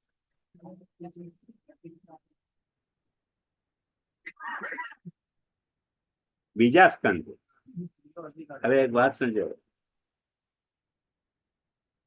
એ પ્રથમ સ્કંદ છે તે અધિકાર લીલા છે અને સાધન લીલા. એ અધિકાર શેનો અધિકાર? ભાગવત ને ભગવાનની આ 10 લીલાઓ ને લીલા તરીકે લેવાનો અધિકાર કોનો? Who is eligible? જેમ તમે કોલેજમાં જાઓ તો હુ ઇઝ એલિજિબલ? જે મેટ્રિક્યુલેટ હોય છે. ભાગવતને અથવા ભગવાનની લીલા સમજવાનો અધિકાર કોને? તે જુદા જુદા અધિકારીનું વર્ણન પ્રથમ સ્કંદમાં આવ્યું. અને અધિકારીઓ એ અધિકાર એમનો એલિજિબિલિટી શેનાથી આવી, કઈ સાધનાથી આવી? એ શ્રવણ કીર્તન વગેરે જે સાધનોથી આવી. એ સાધન પ્રકરણ આવ્યું. એટલે એક વાત ધ્યાનથી સમજ, અધિકારી હોય પણ સાધન ન કરે એટલે છોકરો બુદ્ધિમાન છે પણ ભણતો નથી, રમવામાં ધ્યાન છે. ભણવામાં બહુ ધ્યાન છે પણ ટોપ ફ્લોર વેકેન્ટ છે. તો બંને જોઈએ જ ને,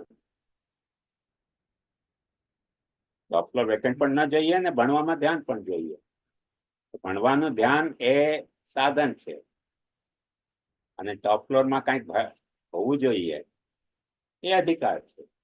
એમ ભગવાનની જે દશવિધ લીલા, એ લીલાને લીલા તરીકે એક્સેપ્ટ કોણ કરી શકે? જેનો અધિકાર હોય છે. જેનો અધિકાર ન હોય, જે મુખિયાજી સેવા તો કરતા હતા પણ એમનો સેવાનો અધિકાર હતો? તો સાધન કરી રહ્યા હતા, ભણી રહ્યા હતા પણ ટોપ ફ્લોર વેકેન્ટ હતું. એ રીતે અધિકાર અને સાધન એ બંનેના કોઓર્ડિનેશન હોય તો આપણે કોઈક વસ્તુને કરી શકીએ. સાધન કરતા હોઈએ પણ અધિકાર ન હોય, અધિકાર હોય પણ સાધન ન હોય તો રિઝલ્ટ ના આવે.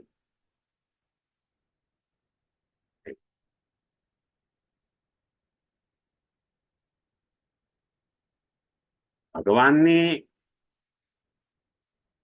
જે ઇન્વોલ્વમેન્ટ અને ડિસઇન્વોલ્વમેન્ટની લીલા તે 10 લીલા, અને આ 2 લીલા એડિશનલ અધિકાર અને સાધનની.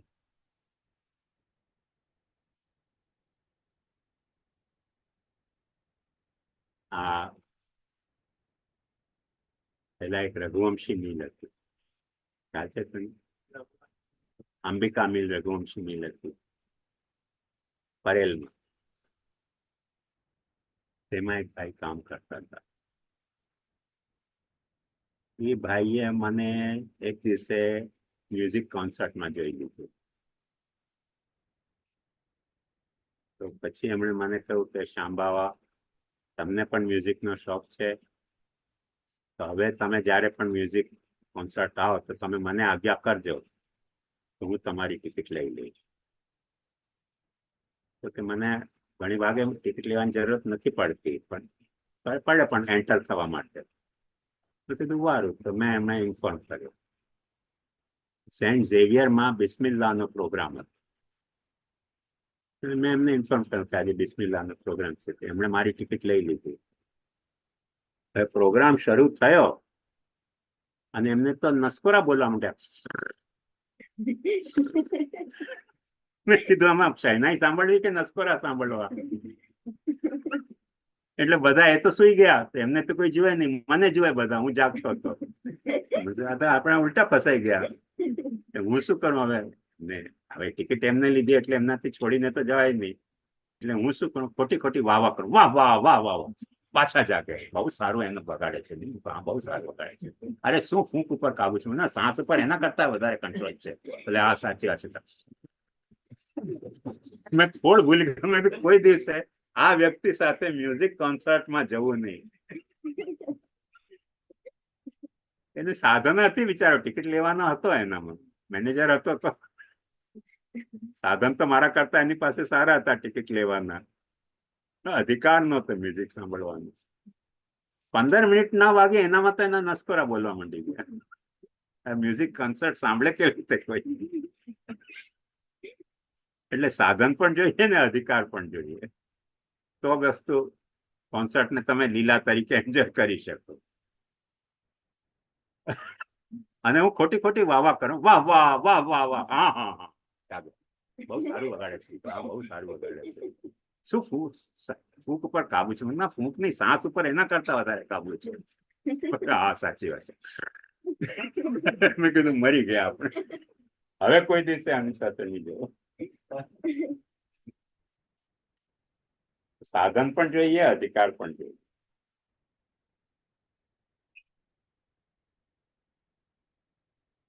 એ શરૂઆતના 2 સ્કંદમાં કહ્યું છે. આવી ખ્યાલમાં અધિકાર વગર આપણે કોઈ વસ્તુ ના પાછળ કેટલું પણ મહેનત કરીએ એ ના મળે એવું. અધિકાર વિના જબરદસ્તી કરવા જઈએ ને તો આવા છબરડા થાય જ. છબરડા થયા વિના રહે જ નહીં. કાંઈક ને કાંઈક તો છબરડો થાય જ. મારે એક કઝિન હતો, હવે તો મરી ગયો બિચારો. એને મને કહ્યું કે શામુ દાદા, દર વખતે આપ કોન્સર્ટમાં જાઓ છો, કોઈ દિવસે મને લઈ જાઓ.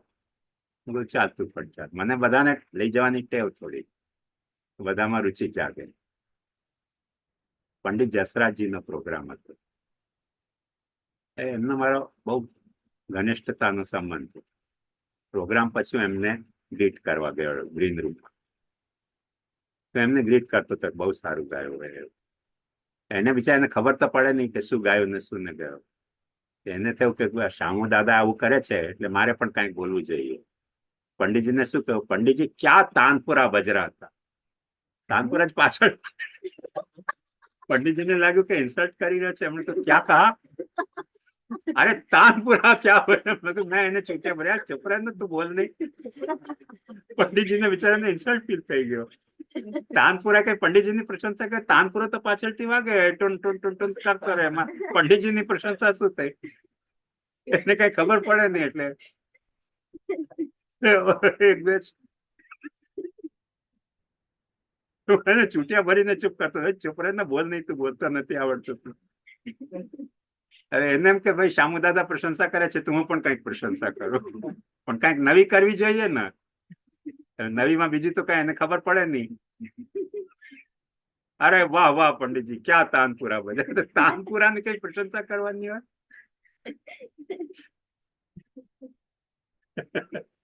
એવો ગોટાળો સબરડો થઈ જાય અધિકાર ન હોય તો. એટલે અધિકાર અને સાધન બંને જોઈએ. હવે તો આવી ખ્યાલમાં રાખીએ.